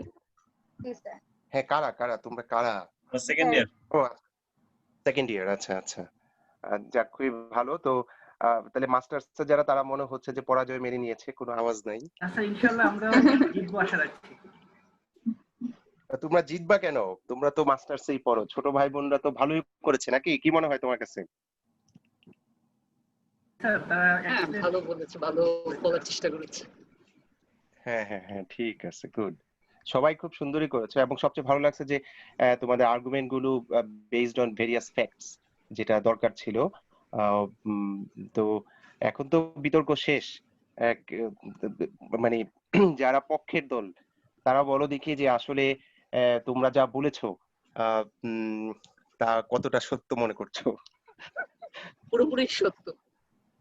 পুরোপুরি সত্য বিপক্ষ দল স্যার কিন্তু এটা ডিফাইন করতে পারে নাই ঠিক মতো যে সেমিকন্ডাক্টর ইন্ডাস্ট্রি আর ইলেকট্রনিক ইন্ডাস্ট্রির মধ্যে ডিফারেন্সটা তাদের কিন্তু প্রথম থেকে হ্যাঁ তারা কিন্তু প্রথম কিন্তু থেকে পার্থক্য কিন্তু খুব বেশি নাই ফোন তুমি যদি আর আইফোনের মেড ইন চায়না টেক দেখেই তারা ধরে নিচ্ছে যে চায়নার না না না কিন্তু তুমি যদি হিসাব করো যে ইলেকট্রনিক্স ইন্ডাস্ট্রি বলো, সোলার প্যানেল ইন্ডাস্ট্রি বলো, ঠিক আছে, এবং অপটিক্স ইন্ডাস্ট্রি বলো, মাইক্রোস্কোপিক ইন্ডাস্ট্রি বলো, এই সবগুলো কনসিডার করলে তো সবই তো হচ্ছে বেসিক এট দ্য বেস লেভেলে তোমার সেমিকন্ডাক্টর টেকনোলজি, তাই না? এখন তো সেই হিসাবে ঠিকই আছে, বাট আমাকে যদি বলো আমি কোন পক্ষ নিব, তাহলে তোমাদের বিপক্ষে যাব, কারণ আমি যতটুকু বুঝি সেটা হলো যে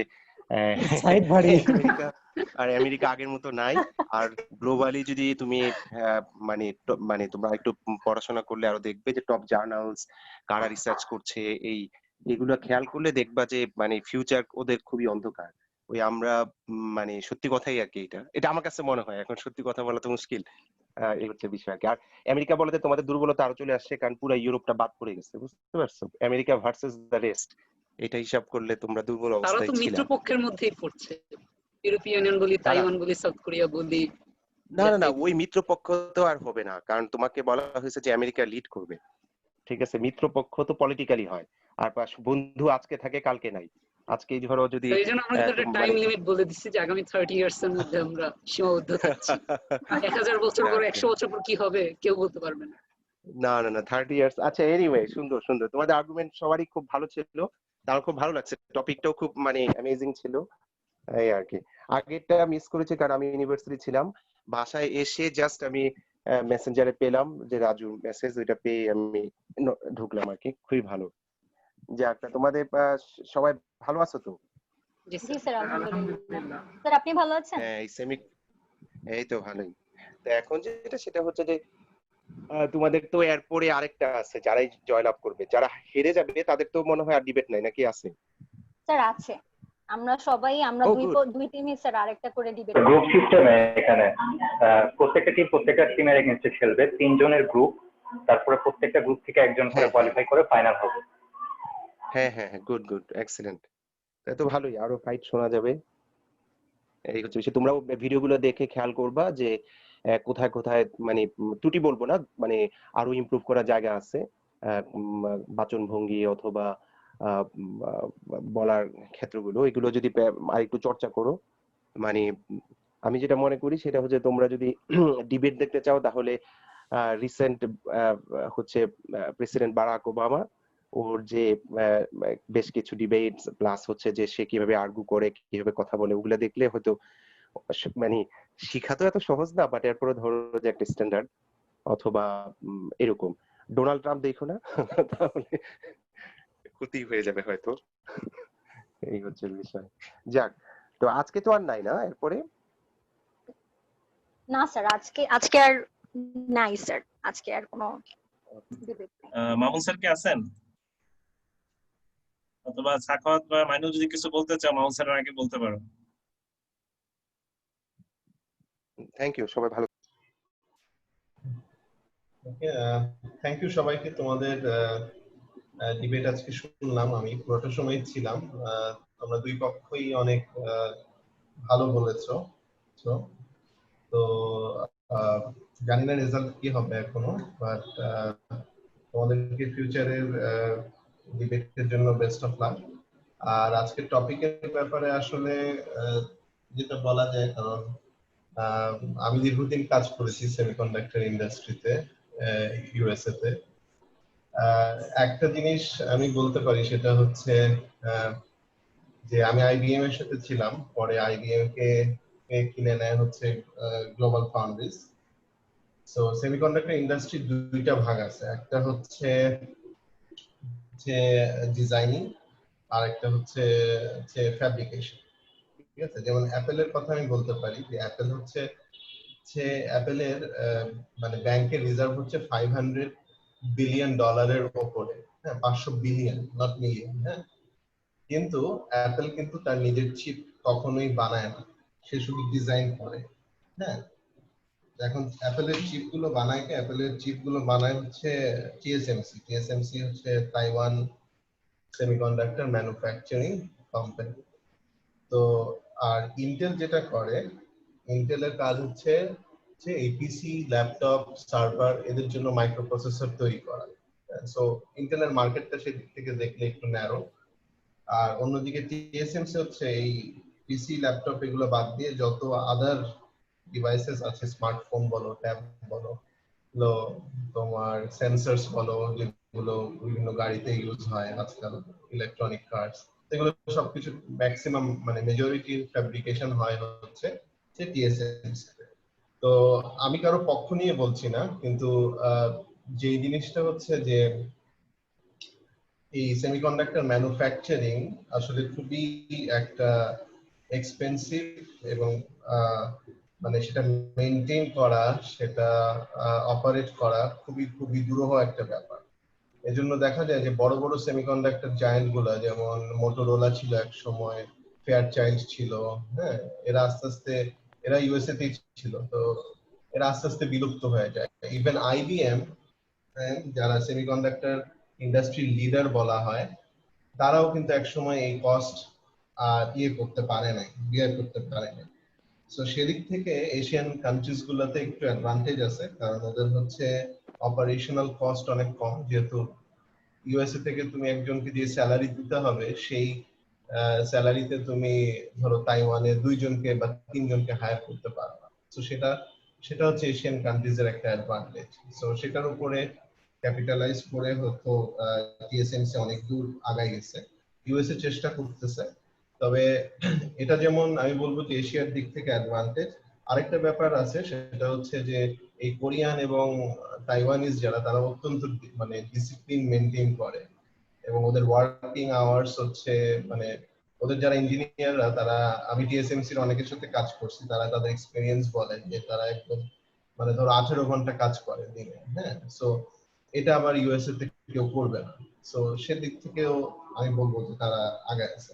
তবে একটা জিনিস আবারও বলছি, কারো পক্ষ নিচ্ছি না, কিন্তু আমেরিকার যেই ডমিনেন্সটা আছে সেটা হচ্ছে ইনোভেশন, সেটা হচ্ছে রিসার্চ। এই এশিয়ানরা যেটা করে, তুমি ওদেরকে ডিজাইন দিয়ে দাও, ওরা লক্ষ লক্ষ কোটি কোটি কপি তৈরি করে দিবে তোমাকে, হ্যাঁ, সেটাতে তারা খুব ভালো, একদম নিখুঁত করে দিবে।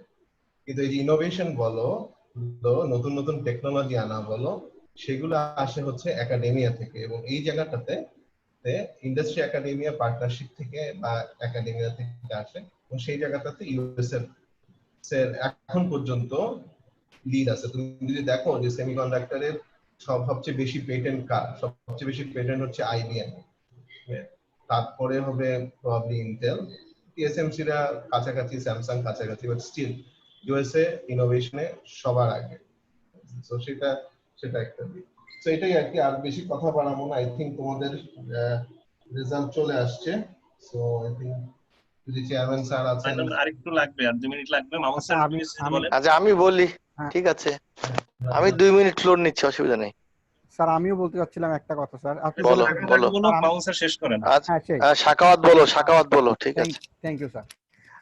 আমি সবারই বক্তব্য শুনছিলাম মনোযোগ সহকারে, যতটুকু আমার জ্ঞানে এবং মানে জ্ঞানে ধরে সেটা থেকে বিচার করে আমি বিচারক হিসেবে একটা মার্ক দিয়েছি ঠিকই, কিন্তু আমার খুব ভালো লেগেছে সবারই যথেষ্ট চেষ্টা ছিল এত কম সময়ের মধ্যে এরকম একটা টপিক নিয়ে নিজেরা জেনে সেটা ঘেটে আবার ইনফরমেশন বের করা, এবং অনেকে অনেক ধরনের সোর্সের কথা বললা যেগুলো আমরাও জানতাম না, তোমাদের কাছ থেকে জানলাম, ধন্যবাদ সেই অর্থে।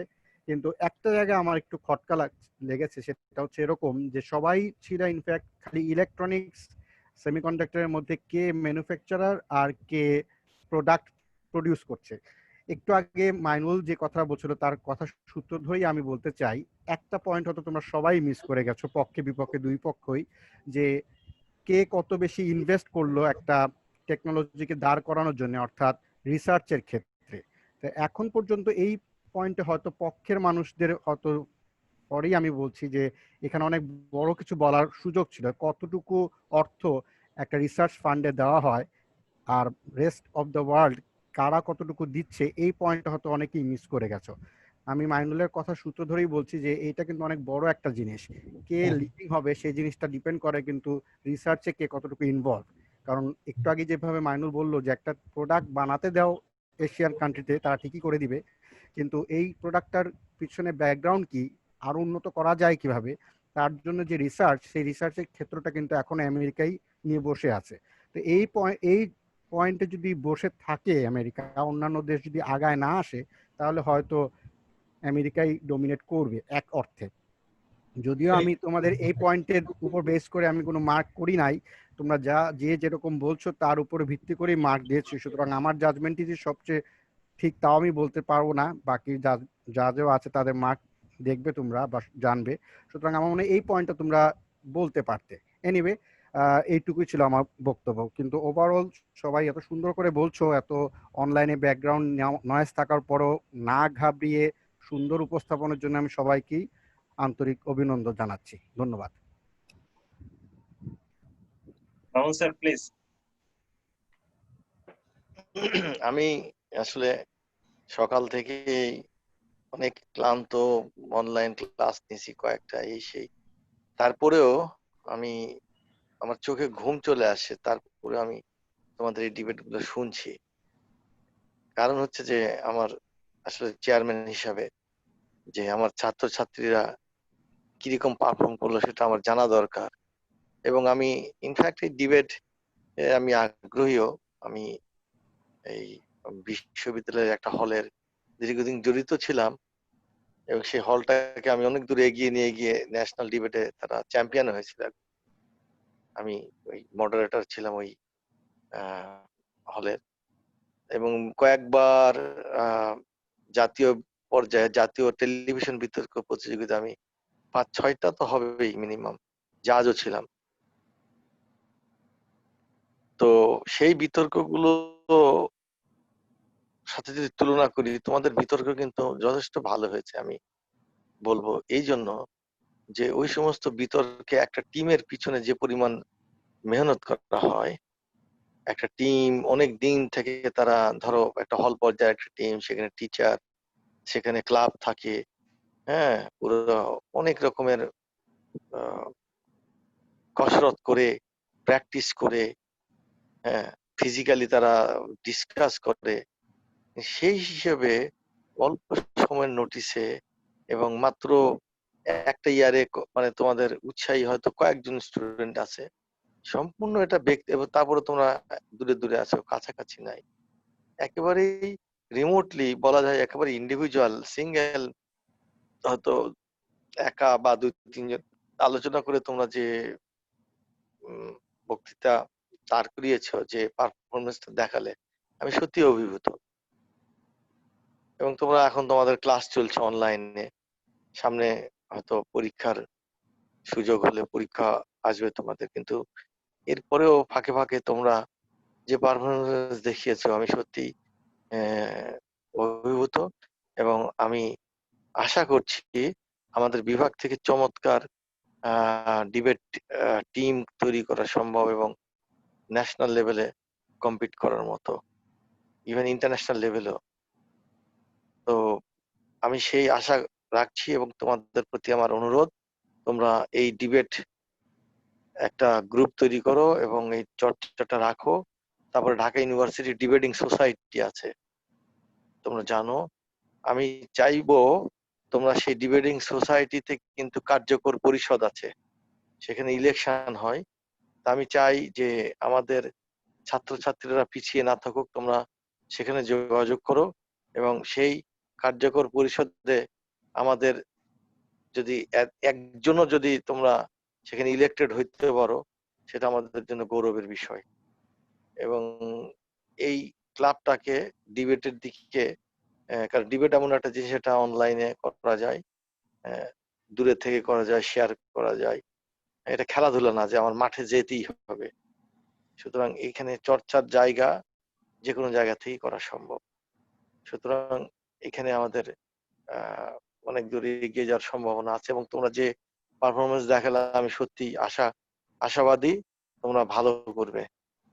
হ্যাঁ, ভালো করবে, তোমরা একটা গ্রুপ করো, চর্চা করো এবং এগিয়ে যাও, সেই আশাবাদ ব্যক্ত রেখে। এবং পরিশেষে আজকে সারাদিন তোমরা ধৈর্য সহকারে এই যে ডিবেট মানে দুপুরের পর থেকে যে শুরু হয়েছে এখন পর্যন্ত যারা অডিয়েন্স, যারা শিক্ষক, যারা বিচারক, তাদের সকলকে আমি আমার আন্তরিক ধন্যবাদ এবং অভিনন্দন জানাচ্ছি। এবং এই ধরনের একটা আয়োজন সত্যিই ঢাকা বিশ্ববিদ্যালয়ের মতো বিশ্ববিদ্যালয়ের ট্রিপলি ডিপার্টমেন্ট যে এই আয়োজন করেছে, এটা প্রশংসার দাবিদার রাখে, প্রশংসার দাবিদার। ডেফিনেটলি এত কিছুর পরেও আমরা যে এই ধরনের একটা আয়োজন করেছি ছাত্র শিক্ষক ট্রিপলি ক্লাব মিলে, এটা সত্যিই আমরা গঠনমূলক কিছু একটা করেছি দেশ জাতি গড়ার লক্ষ্যে, এটা মনে রাখতে হবে। আমরা উই ডিড স্যাক্রিফাইস, আমরা অনেক কিছুই করি, তার মধ্যে এটা আমাদের একটা স্যাক্রিফাইস। এই আমাদের যে একটা কালচারাল চেঞ্জ ডিপার্টমেন্টে হচ্ছে, এটা কিন্তু খুব ইজি মনে হচ্ছে যে এটা কিছু না, কিন্তু এইভাবে ধীরে ধীরে যে ছাত্র শিক্ষক সকলে যে একটা নতুন যে নলেজেবল একটা যে প্ল্যাটফর্ম, নলেজ গ্যাদারিং এর যে একটা ওয়ে, সেটা কিন্তু এই বিতর্ক প্রতিযোগিতা। আমি নিশ্চয়ই আমি বলতে পারি যে আজকে যারা বিতর্ক শুনেছো তোমরা, সেটা আমি চেয়ারম্যান থেকে শুরু করে ফার্স্ট ইয়ারের একটা ছাত্র পর্যন্ত সকলেই কিন্তু কোনো না কোনো ভাবে উপকৃত হয়েছে। সকলের মধ্যেই, সবাই আমরা সবকিছু জানি না, এই যে নলেজ গ্যাদার হলো, এটা কম কথা নয়। একটা ভালো সুন্দর জিনিসের মধ্যে আমরা থাকলাম, এবং শুধু তাই না, এতে মানুষের মননশীলতা বেড়ে যায়, মানুষ সুন্দর সুন্দর চিন্তা ভাবনা করতে শিখে, এবং খারাপ যে সমস্ত বিষয় আছে, যেগুলো সময় অপচয় করে, যে ইস্যুস গুলো, সেখান থেকে তোমাকে দূরে টেনে নিয়ে আসতেছে গঠনমূলক কাজে। এটা কম কথা নয়, এটা বিরাট একটা ব্যাপার সামগ্রিক চিন্তা করলে। যাই হোক, আমি তোমাদের সকলকে ধন্যবাদ জানাচ্ছি। আর আজকের যে টপিকটা ছিল, it was really a very good debatable topic. এখন এই টপিকের পক্ষে বিপক্ষে আসলে দুই দলেরই অনেক কিছু বলার চমৎকার বিষয় ছিল, এগুলো নিয়ে অনেক আলোকপাত হয়েছে, আমি আর বলবো না। তবে একটা জিনিস শুধু আমি বলতে চাই, সেটি হলো যে হার্ড ওয়ার্কিং যারা হবে, ওয়েল, আমেরিকা অনেক দিন ধরে তাদের বিভিন্ন দিক থেকে তারা উন্নতি করে তাদের যে ক্যাপিটাল অর্জন করেছে, সেই ক্যাপিটালটাকে তারা ইউটিলাইজ করে, এবং তাদের দেশে বিভিন্ন দেশ থেকে লোকজন যাচ্ছে। এবং মজার ব্যাপার যে বলা হচ্ছে, আমি কিন্তু কারো পক্ষে না, আমি সিচুয়েশনটা ব্যাখ্যা করছি, আমার ধারণা হচ্ছে যেটা, সেটার থেকে বলছি। সেখানে এই যে রিসার্চার গুলো একাডেমিয়ায় যারা আছে, তারা সকলেই দেখা যায় যে বিভিন্ন দেশ থেকে এসছে, সুতরাং সে নেটিভ আমেরিকানেরা নয়।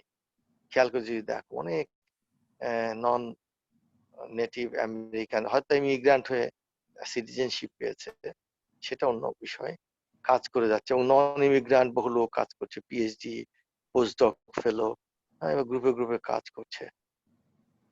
অন দ্য আদার হ্যান্ড, অন্যান্য এশিয়া যে সমস্ত ডেভেলপমেন্ট হচ্ছে অন্যান্য কান্ট্রিগুলোতে, এগুলো solely তাদের নিজস্ব নেটিভরাই করছে, সেখানে অন্য দেশের ইনফ্লুয়েন্স খুব অল্প। এখন কথা হলো যে আমি যে পয়েন্টে কথা বলছি, এবং সেটা আমাদেরও জানা দরকার, সেটা হচ্ছে যে ইউরোপে অনেক সময় মানুষ, আমি যতটুকু দেখেছি আমার দেখা মতে, অনেক ক্ষেত্রে একটু রিল্যাক্সড, যেটা মাইনুল বললো যে বেশি কাজ করতে চায় না। ইউরোপে দেখা গেছে যে 5টার পরে সব বাচ্চা দিয়ে সব অন্য জায়গায় চলে যাচ্ছে, রিক্রিয়েশনে যাচ্ছে। তাই আমেরিকায় এরকম নেটিভরাও এগুলো করতে চায় না। আমেরিকায় যে সমস্ত ডেভেলপমেন্ট হচ্ছে, মোস্টলি এই সমস্ত অন্য দেশ থেকে যাওয়া লোকজনদের, হয়তো তারা পার্মানেন্ট আমেরিকায় কেউ কেউ থাকে, কেউ 5 বছর, কেউ 10 বছর সার্ভিস দিয়ে আবার তাদের নিজেদের দেশে ব্যাক করে। এখন যেটা হলো যে আমি একটা পয়েন্টে বলতে চাচ্ছি, সেটা হলো যেটা কিছুটা পলিটিক্যাল ইস্যুজ আছে বিভিন্ন দেশের সাথে, যে মিত্রর কথা বলা হলো, মিত্র, এগুলো কোনো কিছুরই গ্যারান্টি নাই। কিন্তু আমি যেটা বলতে চাচ্ছি যে এই যে বাইরে যাওয়ার যে প্রবণতা, একটা মানুষ প্রাইমারিলি তার দেশে আনএমপ্লয়মেন্ট থেকে সে মাইগ্রেট করে। বেসিক, হ্যালো, আমার কথা কি শোনা যাচ্ছে? হ্যালো, জি স্যার, শোনা যাচ্ছে। আচ্ছা, একটা একটা বার্ডও মাইগ্রেন্ট হয়, একটা বার্ডও কিন্তু মাইগ্রেশন করে তার প্রয়োজনে। যেমন শীতকালে আমরা মাইগ্রেটেড বার্ড দেখি আমাদের বাংলাদেশে চলে আসছে, সেই কত দূর থেকে সাইবেরিয়ার ওদিক থেকে এগুলো বার্ড ঠান্ডা পেয়ে আস্তে আস্তে চলে আসছে। কারণ কি? অভাব থেকে। তো বেসিক্যালি কারণ যাই হোক না কেন, তো ব্যাখ্যা করতে গেলে অনেক কথা বলতে হবে।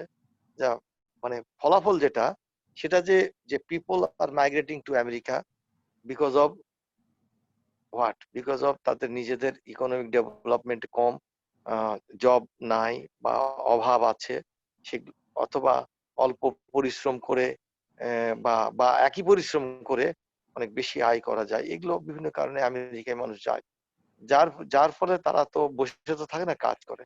তারপরে তাদের সার্ভিসটা নিয়ে আমেরিকা অনেক দূর এগিয়ে যায়, এখনো যাচ্ছে। এখন আমার মানে যেটা আমার কাছে মনে হয় যে আস্তে আস্তে এশিয়ান কান্ট্রি গুলোতে যদি এই ইকোনমিক ডেভেলপমেন্ট বা ইকোনমিক গ্রোথ বাড়তে থাকে, তাহলে দেখা যাবে যে ফর এক্সাম্পল চায়না, অনেক চাইনিজ আছে তারা আমেরিকায় যে কন্ট্রিবিউট করে।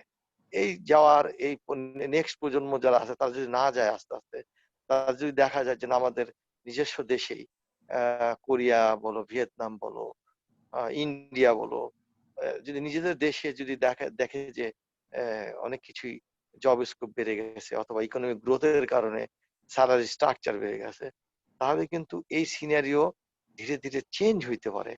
এটা আমি একটা প্রেডিক্ট করছি, I am not sure of it, but হইতে পারে। কারণ এগুলো তো আসলে, এটা কিন্তু আসলে 50 বছরের বিষয় না, এটা হয়তো 100-150 বছরের বিষয়। আস্তে আস্তে আস্তে আস্তে শিফট হইতে থাকে। এক সময় দেখা যায় যে অনেক ধনী দেশ দরিদ্র হয়ে যায়, আবার দরিদ্র দেশ ধনী হয়ে যায়। এইভাবে কিন্তু একটা প্রবাবিলিটি আছে।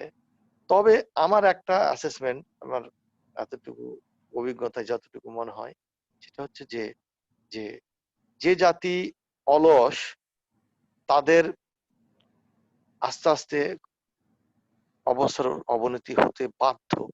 পৃথিবী যে কম্পিটিশন বেড়ে গেছে এবং এখন গ্লোবাল কম্পিটিশন, সবকিছু নেট কানেক্টেড, মানে কেউ কোনো জায়গায় বসে না, সবকিছু অ্যাভেলেবল। সুতরাং তাহলে ক্যাপিটালটা কি? উন্নতির চরম শিখরে কে যাবে? ধরে নি হ্যাঁ, হয়তো কারো টাকা বেশি আছে, কারো টাকা কম, কিন্তু ধীরে ধীরে এগুলো চেঞ্জ আসতে পারে। কিন্তু আলটিমেট ক্যাপিটাল হবে। আর আমরা ধরে নিই human brain basically globally statistically সবারই প্রায় একই ধরে নিই। আল্লাহ পাক কোনো একটা নির্দিষ্ট জাতিকে ওইভাবে আলাদা ব্রেন দিয়ে তৈরি করেন না বলে আমি বিশ্বাস করি। এই ব্রেন মানে নার্চারিং এর বিষয়। যারা যত বেশি নার্চার করবে, যত বেশি প্র্যাকটিস করবে, চর্চা করবে, তাদের ব্রেন সেদিকে খুলে যাবে, এটাই স্বাভাবিক। সুতরাং স্ট্যাটিস্টিক্যালি সেটা যদি আমি ইকুয়াল ধরি, তাহলে মানুষে মানুষে পার্থক্য কোথায় আসবে? এফিসিয়েন্সির পার্থক্য আমি মনে করি যে এই হার্ড ওয়ার্কিং এবং সিনসিয়ারিটি। তো সেদিক থেকে হয়তো একটা সম্ভাবনা আছে যে এশিয়ায় এই লিডারশিপ ট্রান্সফার হয়ে যাওয়ার। আবার পক্ষান্তরে আমেরিকা বসে থাকবে না। তারা যদি বুঝতে পারে যে নেটিভরা যদি তাদের ফরেনারদের যে সার্ভিস সেটা যদি কমতে থাকে ভবিষ্যতে, তাহলে তারা সেটার অভাবটা যদি আবার আমেরিকানরা ফিল আপ করতে পারে নিজেদের অবস্থান থেকে, যে না আমরা তো আমাদেরকেও আসতে হবে, নাহলে তো আমরা পিছিয়ে যাব, তাহলে তারা অলরেডি এগিয়ে থাকা যে অবস্থান, সেই অবস্থান থেকে আবার তারা ফিডব্যাক দিয়ে তুলতেও পারে, আরো দূরে নিয়ে যেতে পারে। যে সমস্ত স্ট্যাটিস্টিক্স বলা হয় যে এগুলো জায়গায় ওরা পিছিয়ে যাচ্ছে, সেগুলোকে তারা আবার পূরণ করতে পারে। সুতরাং এটা বলা মুশকিল। এটা আসলে হিউম্যান বিংস, ভবিষ্যতের যে জেনারেশন, তারাই আসলে ডিফাইন করবে তাদের কাজ দিয়ে কে কত দূরে এগিয়ে যাবে। যাই হোক, এটা বলা মুশকিল, but the debatable topic was very interesting. অনেক সুন্দর হয়েছে বিতর্ক। তো আমাদের বিতর্ক সেশন তো চলবে। আমরা সত্যি এই প্যান্ডামিক্স এর মধ্যে একটা চমৎকার একটা প্ল্যাটফর্ম পেয়েছি এনজয় করার মতো, ছাত্র শিক্ষক সকলে। আমরা সকলেই এটা এনজয় করব ইনশাল্লাহ। আমাদের যতটুকু সময় আছে প্রায়োরিটি দিয়ে এই ডিবেটের মধ্যে থাকার চেষ্টা করব। দেখবে তোমরা সবার খুব ভালো লাগবে। শুধু তাই না, এই বিতর্কের মধ্যে দিয়ে আমরা কিন্তু একে অন্যের খুব ক্লোজ হয়ে যাচ্ছি। বন্ধুত্ব, ছাত্র শিক্ষক সম্পর্ক, আমি তো ফ্রাস্ট্রেটিং লাগছিল আমার কাছে, শুধু ওই ক্লাস নিচ্ছি ক্লাসেও অতটা ইন্টারঅ্যাক্টিভ হয় না, কিন্তু এই বিতর্কটা জানি আমার এই সন্তান তুল্য ছাত্রছাত্রীগুলা জানি আমি আবার ফিরে পেয়েছি মনে হচ্ছে না আমি এখন এদের সবার মধ্যেই আছি, বা অন্য সবাই ছাত্রছাত্রীরা আমার মধ্যে আছে, আমাদেরকে নিয়েই আছে, আমরা দূরে নাই, ভার্চুয়ালি আমরা কানেক্টেড মনে হচ্ছে এই প্রতিযোগিতার মাধ্যমে। আশা করি এই বিতর্ক উৎসব আমাদের সুন্দরভাবে চলবে। হার জিত থাকবে, এটা ডোন্ট বদার ফর দ্যাট, হার জিত থাকবে, এটা নিয়ে এত চিন্তা করার কোনো কারণ নাই। তোমরা এগিয়ে যাও, তোমাদের সুন্দর ভবিষ্যৎ কামনা করছি। ধন্যবাদ। ধন্যবাদ চেয়ারম্যান স্যারকে। Mamun sir, hello. বলো। ওই এমএসএন নাকি আবার ক্লাস আছে সব 5টা, কেমন টাইম বলবো। যাই হোক, হ্যাঁ একটা জিনিস আপনার কাছে জানতে চাই, সেটা হচ্ছে পক্ষে বিপক্ষের তো রেজাল্ট যোগ করেছে, কিন্তু ইন্ডিভিজুয়াল যে শ্রেষ্ঠ বক্তা যে হয় সেটার ক্ষেত্রে কি ওই যে লজিকের যে আর্গুমেন্ট যেটা সেটার মার্ক যোগ করেইতে হবে, নাকি তাদের প্রথম ফেজের বক্তৃতা? না, শ্রেষ্ঠ বক্তার বিষয়টা আসবে থেকে, ওই ইন্ডিভিজুয়াল বক্তৃতা থেকে। কারণ ওই যুক্তি খণ্ডনটা তো অন্যরা পাচ্ছে না, একজন করে পায় এক দলে, ওই মার্কসটা তো অন্যদের তো দেওয়ার সুযোগ হয় না, সুতরাং ওটা বাদ যাবে। নিয়ম তো এটাই, তাই তো? হ্যাঁ, এটা বাদ যাবে। আচ্ছা, না আগের বার এই সমস্যাটা হয় নাই, ইনজাস্টিস হয়ে যাবে তো। হ্যাঁ না সেটাই বলছিলাম, আগের বার এই সমস্যাটা হয় নাই, আমি খেয়াল রাখছিলাম, কিন্তু ওইটা হয় নাই সমস্যাটা। আগের বার দেখা গেছে যে শ্রেষ্ঠ বক্তাই বেশি মার্ক পেয়েছে, কিন্তু এবার দেখা যাচ্ছে একটু ডিফারেন্ট আছে। যাই হোক, এটা থেকে মনে হয় তোমরা একটা আইডিয়া করে ফেলতে পারবে রেজাল্টটা কি। আচ্ছা, আমি রেজাল্ট ঘোষণায় চলে যাচ্ছি চেয়ারম্যান স্যারের অনুমতি নিয়ে। আজকের বিতর্কের বিষয় ছিল মার্কিন যুক্তরাষ্ট্রের হাতেই থাকবে সেমিকন্ডাক্টর ইন্ডাস্ট্রির ভবিষ্যৎ নেতৃত্ব। তোমরা কি শুনতে পাচ্ছ participants? G sir, G sir. At least participants এর ভিডিওটা রাখো। আজকের বিতর্কের বিষয় ছিল মার্কিন যুক্তরাষ্ট্রের হাতেই থাকবে ভবিষ্যৎ নেতৃত্ব। তো আজকের বিতর্কে জয়যুক্ত হয়েছে বিপক্ষ টিম লজিক গেট। ঠিক আছে, খুবই কাছাকাছি দুটো মার্ক, আমি মার্ক শুনলেই তোমরা বুঝতে পারবা। ঠিক আছে, বিপক্ষ দল পেয়েছে 258.1 এন্ড পক্ষে টিম এসএন বোস টিম তারা পেয়েছে 256.6। ঠিক আছে, 256.6 এন্ড 258.1। ঠিক আছে, আচ্ছা এখন শ্রেষ্ঠ বক্তা হয়েছে বিপক্ষের আফসানা আখি। ঠিক আছে, প্রথম বক্তা যদিও, কিন্তু এখানে দেখা যাচ্ছে যে বিপক্ষের প্রথম বক্তা আফসানা আখি ও পেয়েছে 85। ঠিক আছে, দ্যাট ইজ দ্য হাইয়েস্ট, মানে ইন্ডিভিজুয়াল পারফরমেন্স যা আছে ওটার মধ্যে ওইটাই হাইয়েস্ট। আর তারপরে আছে হাইয়েস্ট হচ্ছে পক্ষের তুহিন হচ্ছে তারপরে আর কি 78। ঠিক আছে, কিন্তু টোটাল মার্ক হচ্ছে যেটা বললাম বিপক্ষ টিম হচ্ছে 258.1। তোমাদের মার্কগুলো বলে দেই। ফার্স্ট স্পিকার পেয়েছে 85, second speaker 75, third speaker 73.5 plus হচ্ছে 24.6 লজিকের জন্য। ঠিক আছে, যদি যোগে ভুল হয় তোমরা বলতে পারবা। আর পক্ষের প্রথম বক্তা 77.5, সেকেন্ড স্পিকার 74.5, থার্ড স্পিকার 78, আর লজিকের জন্য 26.6।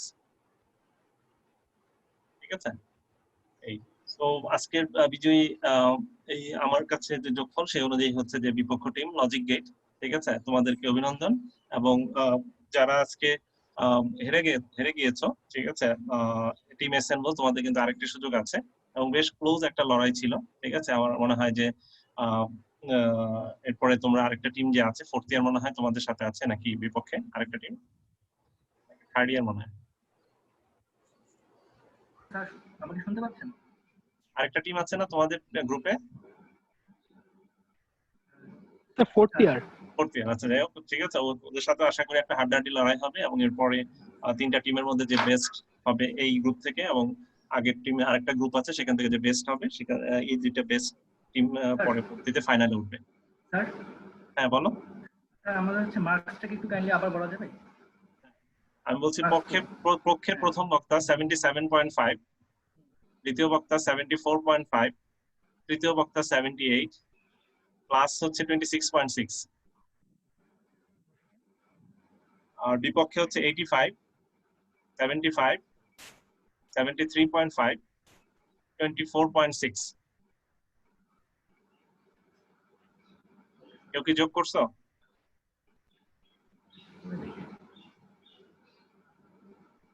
আচ্ছা ঠিক আছে, তো আমরা ধরে নিচ্ছি আজকে বিজয়ী হচ্ছে বিপক্ষ টিম লজিক গেট। তোমাদেরকে অভিনন্দন এই বলে আজকে আমাদের বিতর্ক শেষ করছি। আমাদের পরবর্তী পর্ব শুরু হবে আগামী রবিবার দিন, ঠিক আছে? ওই দিনও দুটো ইভেন্ট আছে, 2:30 থেকে শুরু হবে। আমরা চাই 5 মিনিট আগে তোমরা লগ ইন করবে। প্রথম বিতর্ক আর দ্বিতীয় বিতর্ক 3টার সময় শুরু হওয়ার কথা, জাস্ট 5 মিনিট আগে তোমরা লগ ইন করলেই হবে। এই বলে আমি শেষ করতে চাচ্ছি। চেয়ারম্যান স্যার যদি আর কিছু বলেন। না আমরা টপিক গুলো কি স্যার মানে নেক্সট টপিক কবে পাবো? দেওয়া আছে, রবিবারের টপিক দেওয়া আছে তো। আচ্ছা স্যার, খেয়াল করা হয়নি। রবিবারের টপিক দেওয়া আছে, বুধবারেরটা দিয়ে দিব আজকে কালকের মধ্যে, ঠিক আছে?